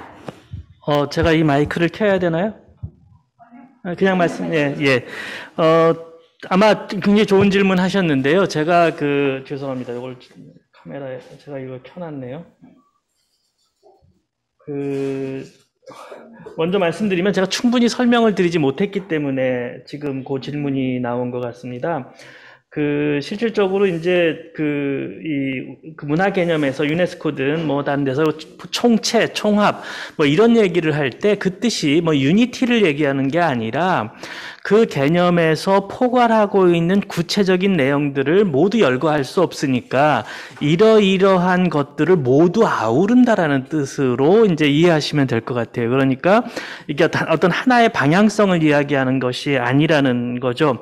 그리고 마지막에 이제 통합이라는 얘기를 쓰셨는데 실제 아마 문화 다양성 선언이나 협약이나 또는 뭐 인류학에서의 문화 개념에서 통합이라는 얘기는 사용하지 않고요. 이제 그 용어와 관련돼서 조금 말씀을 드리면 예를 들어 이제 우리가 뭐 특히 이주민과 관련된 논의 중에 사회통합이라는 얘기를 많이 쓰고 있잖아요. 근데 그 사회통합이 이제 뭐 한국 사회 내의 사회통합이 꼭 이주민만의 통이 아니죠. 한국 사회 내의 계층과 여러 가지 모든 구성원들이 이제 모두 포용되는 뭐 이런 의미로 사회통합이란 말을 쓰는 것 같은데 저는 그래서 이제 사회통합이라는 말을 쓰는 분들에게도 원래 이제 의도하시는 바는 이주민과 모든 사회 구성원들이 하나의 사회 속에서 정당한 어떤 주체로서 자리 잡는 거를 말씀하시는 것 같은데 그것을 정책화하신다면 그 통합이 지향하는 바가 뭔지를 명확하게 제안을 해야 된다. 그 통합의 지향성이 없는 상태에서 그냥 통합 이야기를 하는 것은 오히려 이제 지금 질문하신 분이 말씀하셨던 여러 가지 우려들, 어떤 하나의 방향으로 몰고 간다라든가 이제 그런 우려가 있다라는 말씀을 드리고 있습니다. 그래서 그 문화 다양성 개념에서 그 문화 다양성이 얘기하는 그 문화 개념은 굉장히 넓고 그 다양성들을 인정하고 그 다양성들이 오히려 더 이렇게 상호작용하면서 또 다른 다양성을 만들어 나가는 그러한 환경을 이야기하는 거다라고 답변을 드리도록 하겠습니다. 네, 감사합니다. 답변이 되셨으리라 생각이 들고요. 그러면은 민병갑 교수님께 들어온 질문 연이어서 여쭤보도록 하겠습니다. 주셨던 통계에 보면은 아시아 나라들은 굉장히 다양하다라고 저희가 볼 수가 있는데요. 뭐 동남아시아, 중앙아시아, 그리고 동북아시아 등등. 그래서 아시아 안에서의 차이도 굉장히 클 것 같은데 아시아를 하나로 묶어서 통계를 내는 것에 무리가 없는지에 대한 부분. 그래서 각각의 다양성들을 어떻게 존재하면서 통계적으로 그것들을 할 수 있는지에 대한 질문이신 것 같습니다. 혹시 민병갑 교수님 계시죠? 네. 네, 혹시 답변해 주실 수 있으실까요? 예, 답변 드리겠습니다. 지금 에이시안 아메리카는 이제 크게 그 바운더리를 만들어서 분리하면은 이스트 에이시안, 사우스 에이시안, 그다음에 사우스 이스트 에이시안. 이스트 에이시아는 한국, 중국, 일본, 뭐 몽고, 그다음에 사우스 에이시아는 이제 인도, 파키스탄, 방글라데시, 스리랑카. 이제 그 나머지 사우스 이스트 에이시아는 뭐 인도네시아, 필리핀 뭐 여러 나라 많이 이제 거기 있는데 그 중에서 두 가지 바운더리는 서로 통하고 있어요.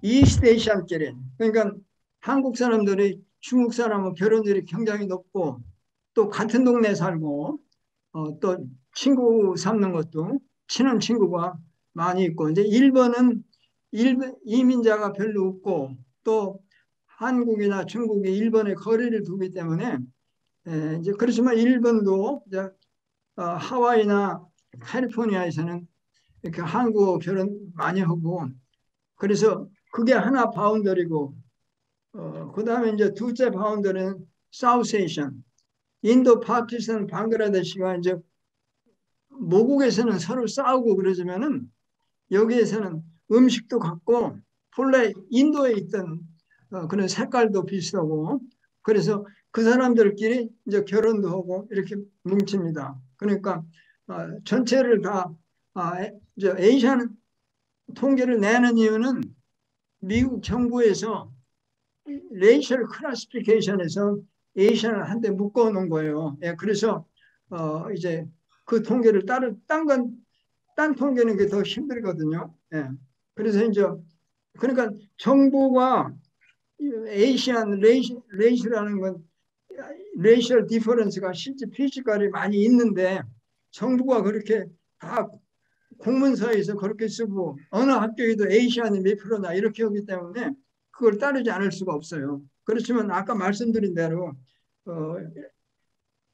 이스테이션끼리 서로 친구하고 결혼도 하고 그래서 바운더리가 2개 있다는 거.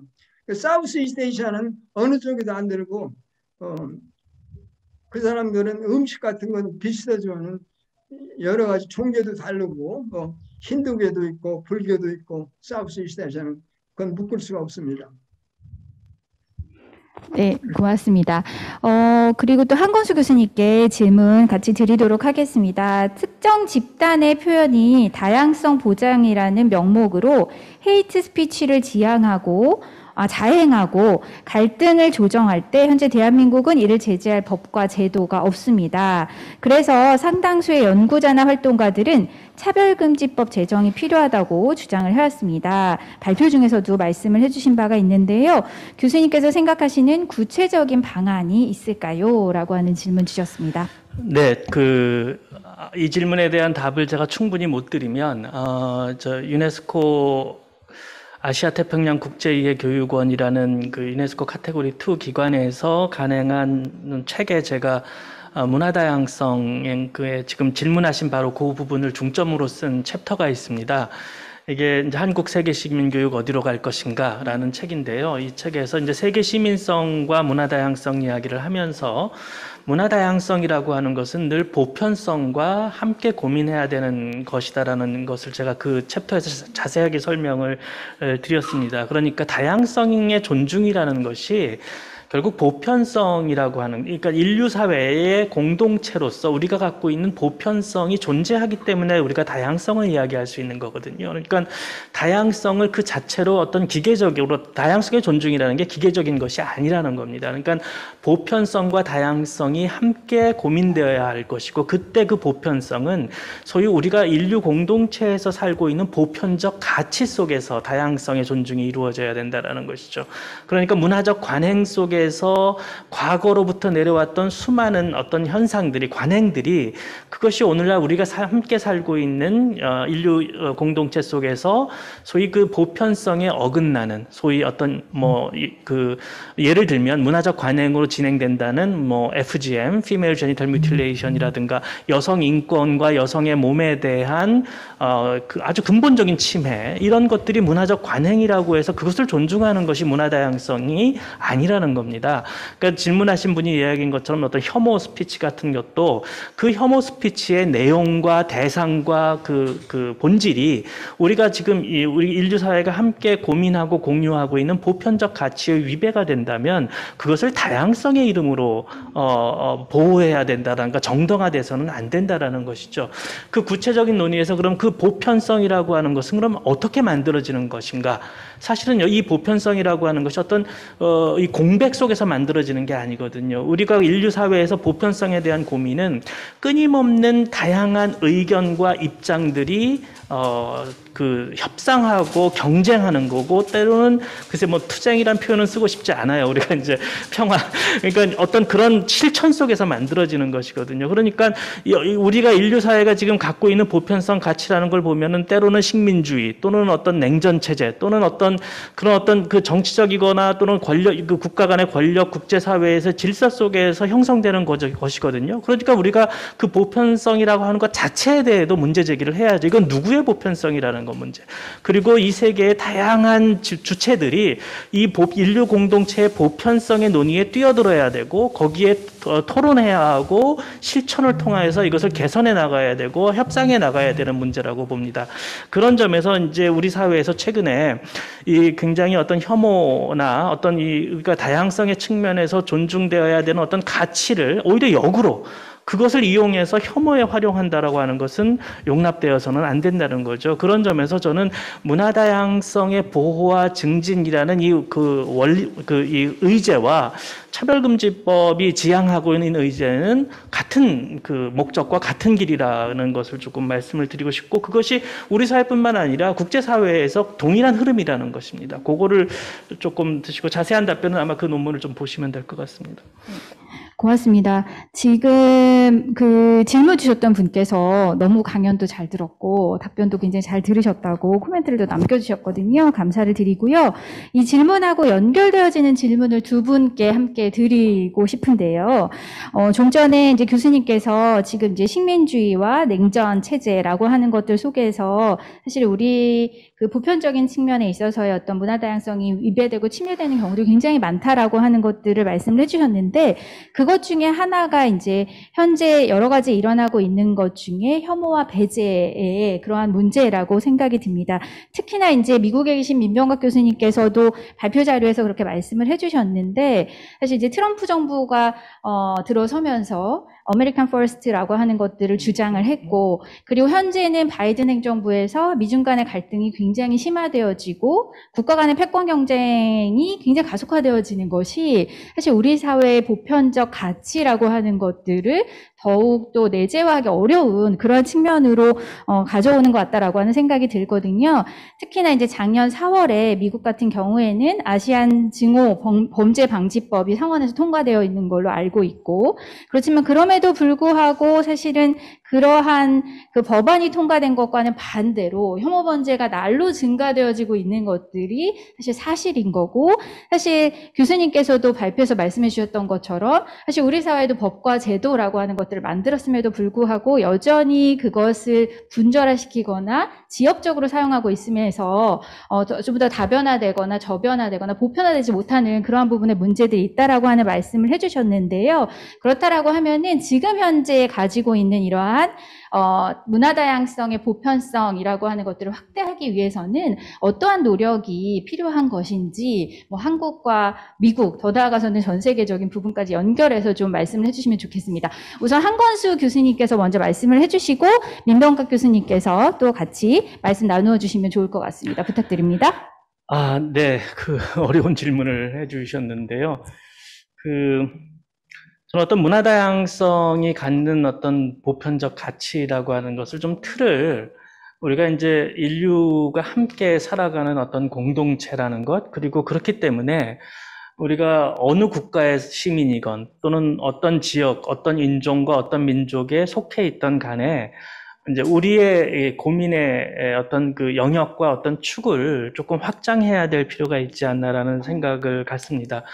그리고 사실 어떻게 보면 우리가 희망적인 기대를 가졌던, 그러니까 냉전 체제가 붕괴되면서 어떻게 보면 우리가 인류 공동체라고 하는 어떤 커다란 이 삶의 어떤 환경을 만들 수 있을 거라는 생각을 가졌지만, 최근 보면 소위 그 애국주의로 인한 그 국가 간의 경쟁과 또는 국가 간의 어떤 갈등이 또다시 이제 증가하고 있는 상황인 것 같습니다. 근데 그런 과정에서 그러면 우리가 어떤 노력을 해야 할 것인가? 저는 사실은 이것을 그 정치인들에게 맡길 수는 없는 문제인 것 같아요. 왜냐하면 이제 소위 이 애국주의적 경향이 강조되면 강조될수록, 또는 그것을 정치적으로 이용하는 사람들일수록 우리가 아는 어떤 보편적 가치의 확산이라는 거에 이제 도전이 되는 이 상황이기 때문에, 그렇게 본다면 우리가 시민으로서 각자 가져야 될 어떤 역량과 책무성에 대한 재인식이 필요하다.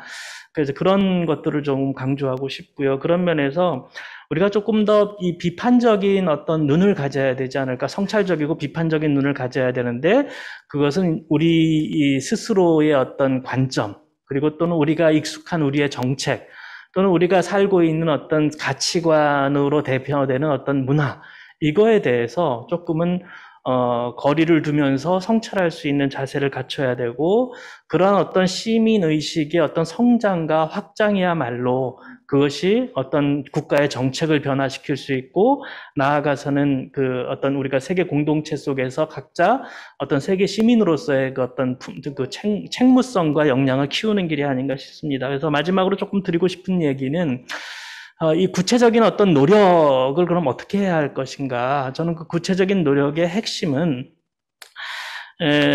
사실은 우리 사회에서 벌어지고 있는 많은 그 일들, 주장들 또는 현상에 대해서 우리 스스로가 조금 다르게 보기가 필요하지 않을까. 그 다르게 보기에 도움이 된다면 그것이 이제 뭐 교육을 통해서 진행이 되어야 할 것 같기도 하고요.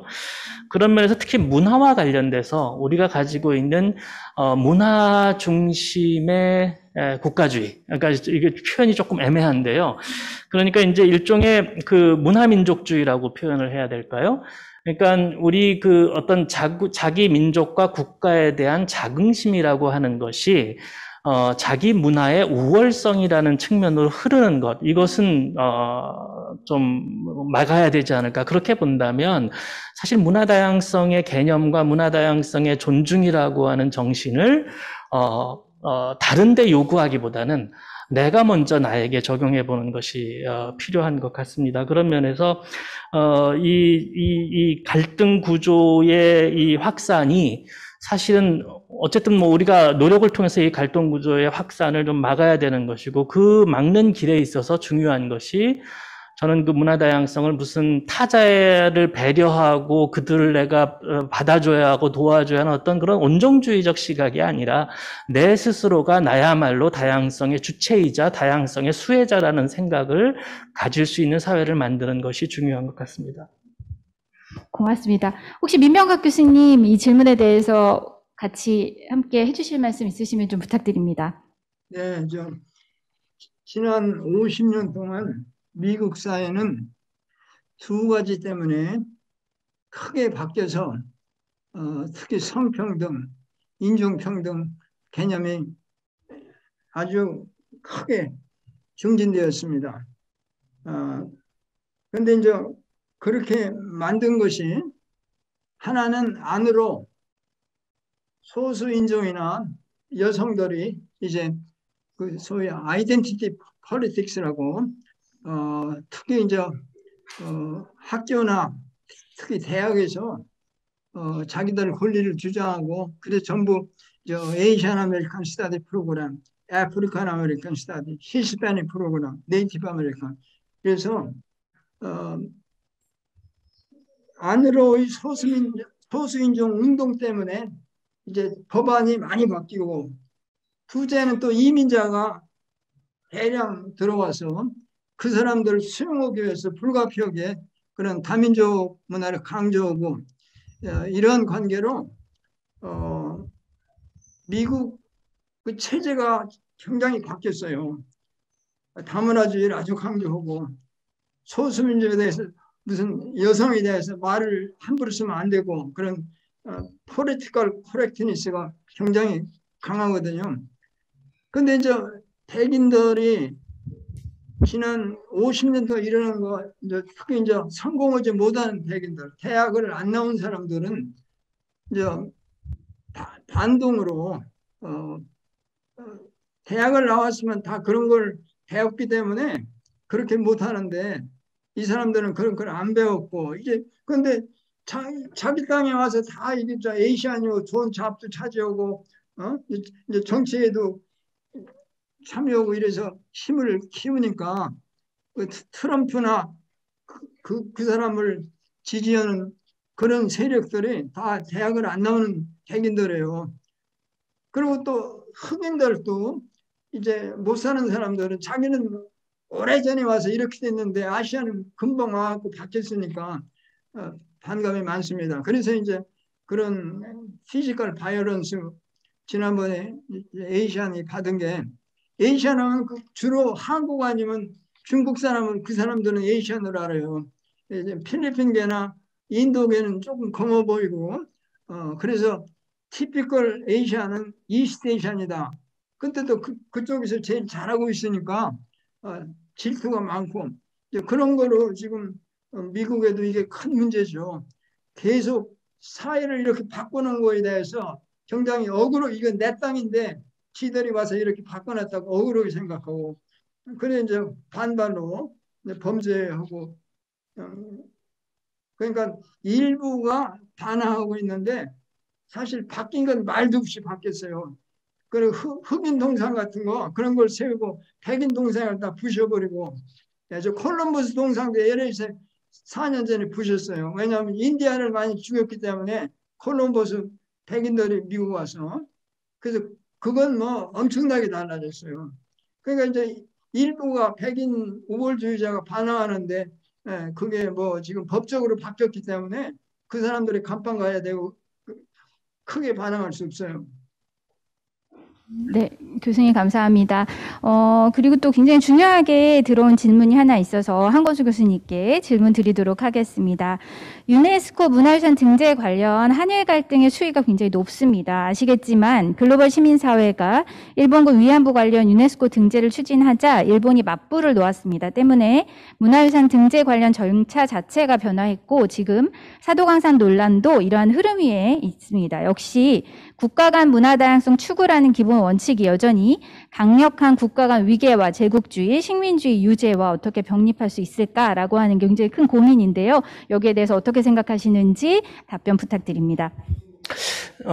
유네스코의 세계문화유산과 관련된 국가 간의 갈등 구조에서 일단 첫 번째 일본 정부가 취하고 있었던 지난 그 몇 가지 사례를 보면 가장 근본적으로 국제사회의 권고를 지키지 않고 있다라는 거죠. 그러니까 그 동일한 유적지에서 관련됐던 모든 사건과 사실을 기념하지 않고 이제 자국에 유리한 것들만 선택적으로 이제 기념하고 기억하고 있는 것, 그 자체는 이제 당연히 문제로 지적을 해야 하고요. 다만 우리가 이 세계문화유산 제도를 유네스코가 왜 만들었을까? 그 제도의 어떤 그 본질로 또는 그 의미로 한번 되돌아갈 필요가 있습니다. 그러니까 유네스코가 세계문화유산 제도를 만든 것은 어떤 국가나 민족들에게 어떤 문화의 우월성을 위한 트로피, 시상을 하기 위해서 만든 것이 아니라 인류 문화의 다양성이야말로 우리의 생존을 위한 너무나 중요한 자산이고 우리가 배워야 할 것이기 때문에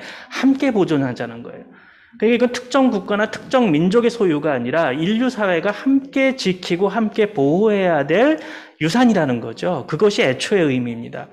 그렇기 때문에 이제 이 국가 중심의 어떤 이런 그 문화유산 등재에 대한 인식 자체에 대해서 우리가 좀 반성할 필요가 있다는 겁니다. 이 점은 지금 말씀드린 것처럼 어떤 일본이 지금 하고 있는 거에 대한 비판은 이제 너무나 당연한 거니까 그거는 넘어서서 우리가 조금 성찰해야 될 부분은 우리는 그러면 세계문화유산에 등재된 우리의 문화유산에 대해서 어떤 관점을 갖고 있는가, 이게 정말 인류가 공유해야 될 가치인가, 아니면 우리 문화의 우월성을 드러내는 하나의 상징인가, 좀 반성할 필요가 있다는 거죠. 우리도 역시 우리가 몇 개를 등재했다, 이건 이게 특히 동아시아 국가 한국, 중국, 일본 간의 경쟁이 치열합니다. 이거는 유네스코의 애초의 문화유산 제도 의 정신과 맞지 않다라는 거예요. 그래서 간단하게 말씀드리면, 한국의 김장 문화가 세계문화유산으로 등재됐을 때 그 김장 문화는 여러분 김치가 선정된 게 아닙니다. 김장 문화예요. 그들이 주목했던 것, 유네스코가 주목한 것은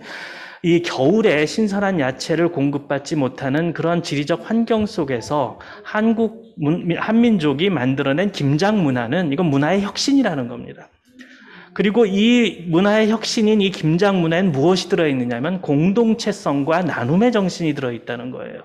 그래서 실제 여러분 유네스코의 결정문을 보셔야 돼요. 또 우리 정부의 신청서 내용도 김치의 우수성이 아닙니다. 김장문을 통해서 공동체가 함께 나누고 그 정신을 이어받고자 한 것이고, 유네스코도 한국의 김장 문화는 환경적 제약을 극복하는 문화의 창의성을 보여주는 것이고, 두 번째 그 김장을 통해서 이웃을 생각하고 마을을 생각하고 공동체를 생각하는 그 마음이 중요하다는 겁니다.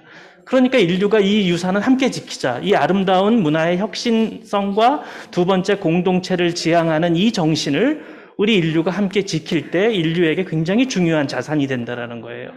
그래서 어떤 그 문화유산 제도 자체에 대해서 어떤 국가 간의 경쟁, 민족 간의 경쟁이라고 생각하는 것 자체를 좀 다시 생각하자. 그리고 그런 점에서 봤을 때 최근에 이제 그 유네스코에서 강조하는 것은 이제 공동등재입니다.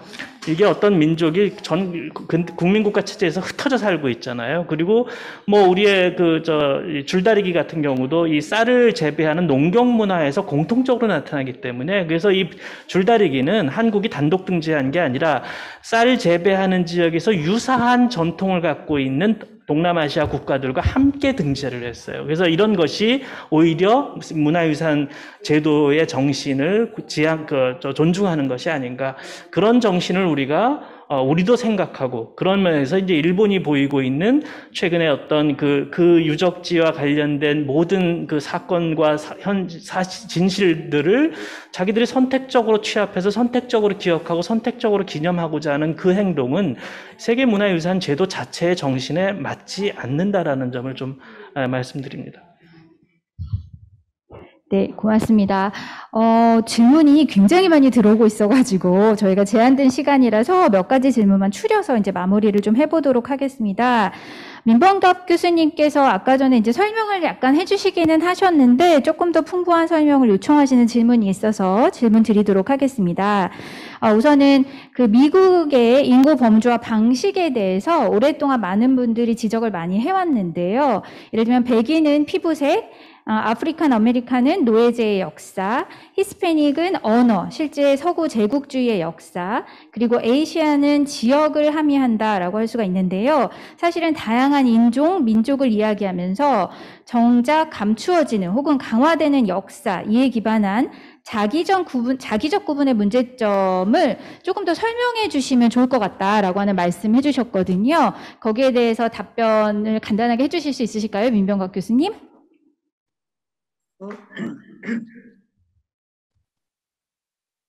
좀 옛날에는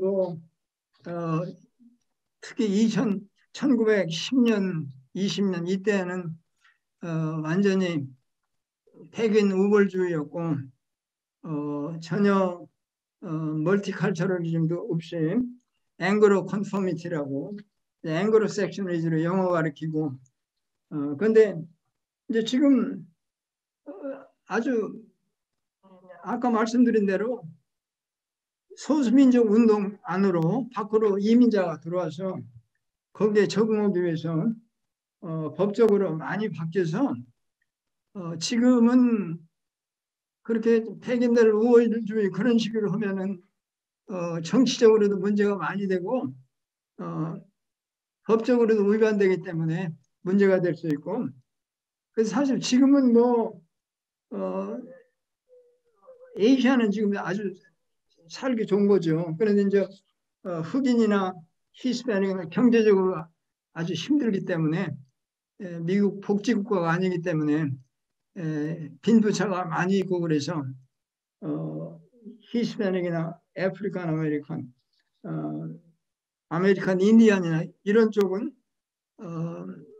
경제적으로 힘든데 그분들의 문화나 이런 거에 대해서는 존경하는 것이 지금 훨씬 높아져서 옛날하고 많이 달라졌어요. 그런 점에서 참 저는 70년대, 80년대 와서 굉장히 힘들었는데 한국 문화 여지가 전혀 없고, 지금은 이제 트랜스내셔널 타이가 돼가지고 한국과 문화적으로 완전히 다 누리고 너무 아주 만족스럽게 뉴욕 생활을 하고 있습니다. 그 에이시아는 지금 경제적으로 괜찮기 때문에, 그다음에 본국과 거리는 트랜스내셔널 커넥션 때문에 전혀 없고 왔다 갔다 하고 또 늘 한국 TV 보고 그래서 문화적으로 그리고 여기 한아름 한국 슈퍼마켓에서 모든 것이 오기 때문에 제주도 광어라든지 이런 걸 그냥 다 먹고 살고 이래서 굉장히 많은 이민 민족에게 아주 살기가 좋은 그런 세상이 됐어요. 네, 고맙습니다. 그리고 외국분이 저희 그 컨퍼런스에 참여하고 계시는데요. 질문 하나 주신 것이 있습니다. 한권수 교수님께 질문을 드렸는데요.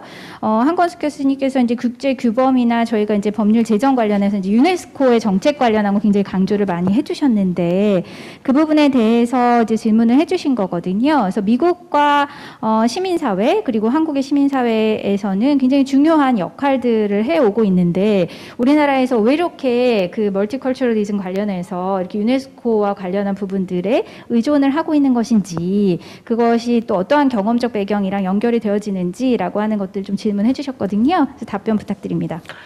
질문하신 분께 조금 양해 말씀드리고자 하는 거는 지금 오늘의 발표가 이 문화다양성 정책의 이제 입안과 도입과 이제 추진 과정을 설명하면서 유네스코 얘기가 들어온 거고요. 사실은 아까 그 질문하신 분이 말씀하신 것처럼 한국 사회의 다문화 사회 논의에서 한국의 시민 사회의 참여 역할이 굉장히 중요합니다. 그리고 지금 문화다양성 정책을 이야기하는 핵심도 또 시민사회입니다.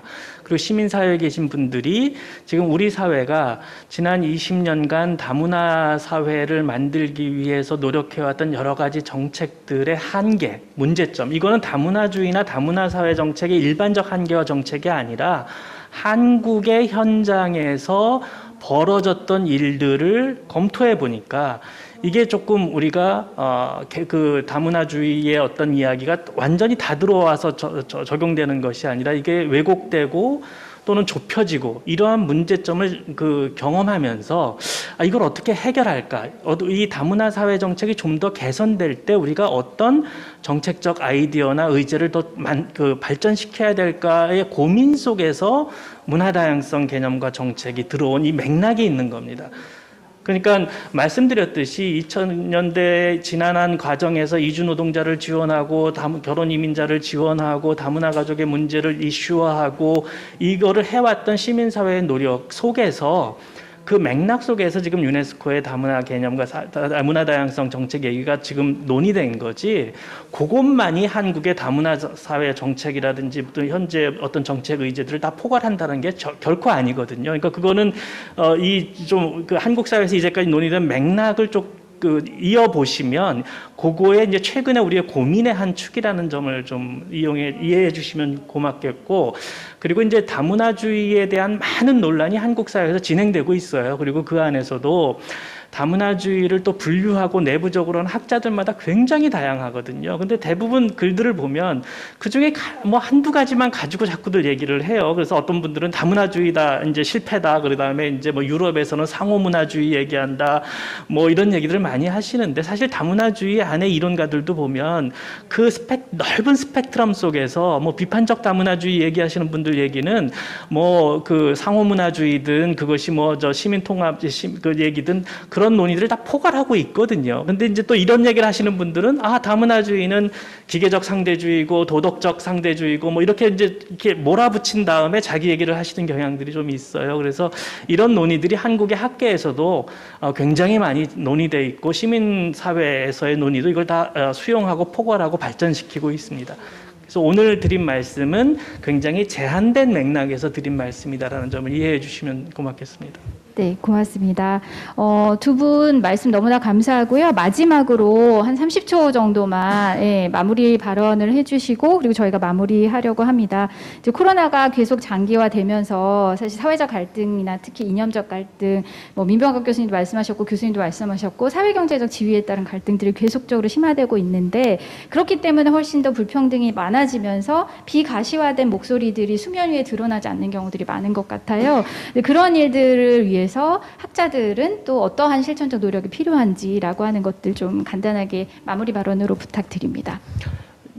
아마 요즘 상황이 어떻게 보면은 우리가 그동안 논의해왔던 거에서 미처 생각하지 못했던 점, 보지 못했던 점들을 볼 수 있게 만든 계기가 되고 있는 것 같습니다. 그래서 한편으로는 이런 상황에서 이제 새로운 문제들이 제기되고 그 문제에 대한 고민이 이제 막 시작된 게 아닌가라는 생각을 갖습니다. 그래서 저는 이제 우리 사회에서 지난 뭐 20여 년간 우리 사회의 어떤 변화 그리고 우리 사회가 좀 더 보다 다양성이 존중되고 포용되고 또 함께 어우러지는 사회를 만들기 위해 노력해왔던 것들이 저는 오히려 최근에 어떤 약간 백래시 같은 것들이 일어나는 현상이 힘들고 고통스럽지만 오히려 저는 우리가 해야 될 이야기들을 할 수 있는 장이 열려진 게 아닌가. 그동안 우리가 너무 당연하고 아름답고 좋은 얘기만 하면서 우리 마음속 깊은 곳에 있는 갈등과 어떤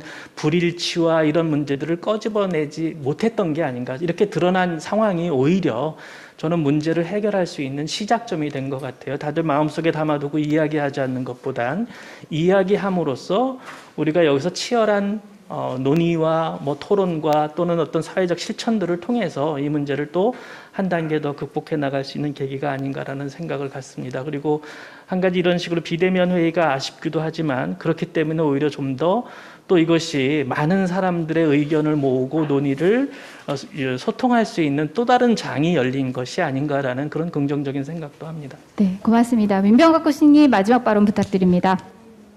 예, 그 코비 영향으로 프로페셔널들은 집에서 이러고 비용 안 들이고 돈 다 받는데 이제 블루칼라 노동자들은 굉장히 타격을 많이 받아서 적어도 캠퍼스에서는 지금 여러 가지 어려운 학생들 장학금이라든지 그런 걸 교수들이 지금 도네이션하고 또 학교에서 컴퓨터도 줌으로 강의하면 컴퓨터 없는 학생도 있기 때문에 그런 걸 도우려고 그래서 학교에서 지금 그런 분위기가 어려운 사람 돕고 같이 나가야 한다고 그런 노력이 지금 많이 있습니다. 그래서 그런 거 볼 때 굉장히 긍정적이라고 생각하고 지금 미국 자선가들도 한국 소셜 서비스 에이전시에 100만 불 이렇게 줘가지고 그 이웃들 어려운 사람들을 이제 식사를 제공할 수 있고 그래서 그런 걸 하고 있습니다. 그래서 이 코비드 때문에 가난한 사람도 힘든데 이제 그런 사람 돕기 위한 노력도 더 커졌다는 걸 말씀드리고 싶습니다. 두 분 강연이 문화다양성을 연구하는 저희 연구소의 방향성이나 실천적 과제들을 제시를 해주신 것 같아서요. 깊은 감사를 드리고 특히 다양성의 시대이지만 여전히 더욱 가속화되고 있는 차별이나 갈등, 혐오와 배제 그리고 다양한 물리적, 문화적, 구조적 폭력이 가속화되는 시대에 저희가 어떻게 해야 할 것인가라고 하는 부분에 있어서의 많은 해안을 제시해 주신 것 같습니다. 오늘 두 분의 강연과 논의 속에서 많은 것을 배우는 시간이었다고 생각이 들고요. 귀한 시간 열어주신 특히나 오프라인으로 함께 참여해주신 한권수 교수님께 특별한 감사를 드리고요. 그리고 미국이 지금 한 11시가 넘었잖아요. 그죠?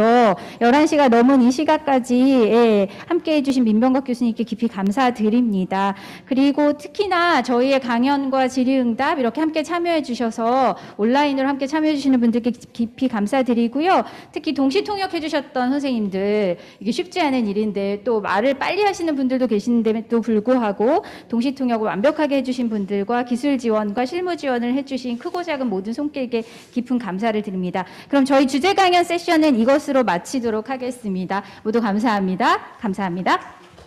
감사합니다.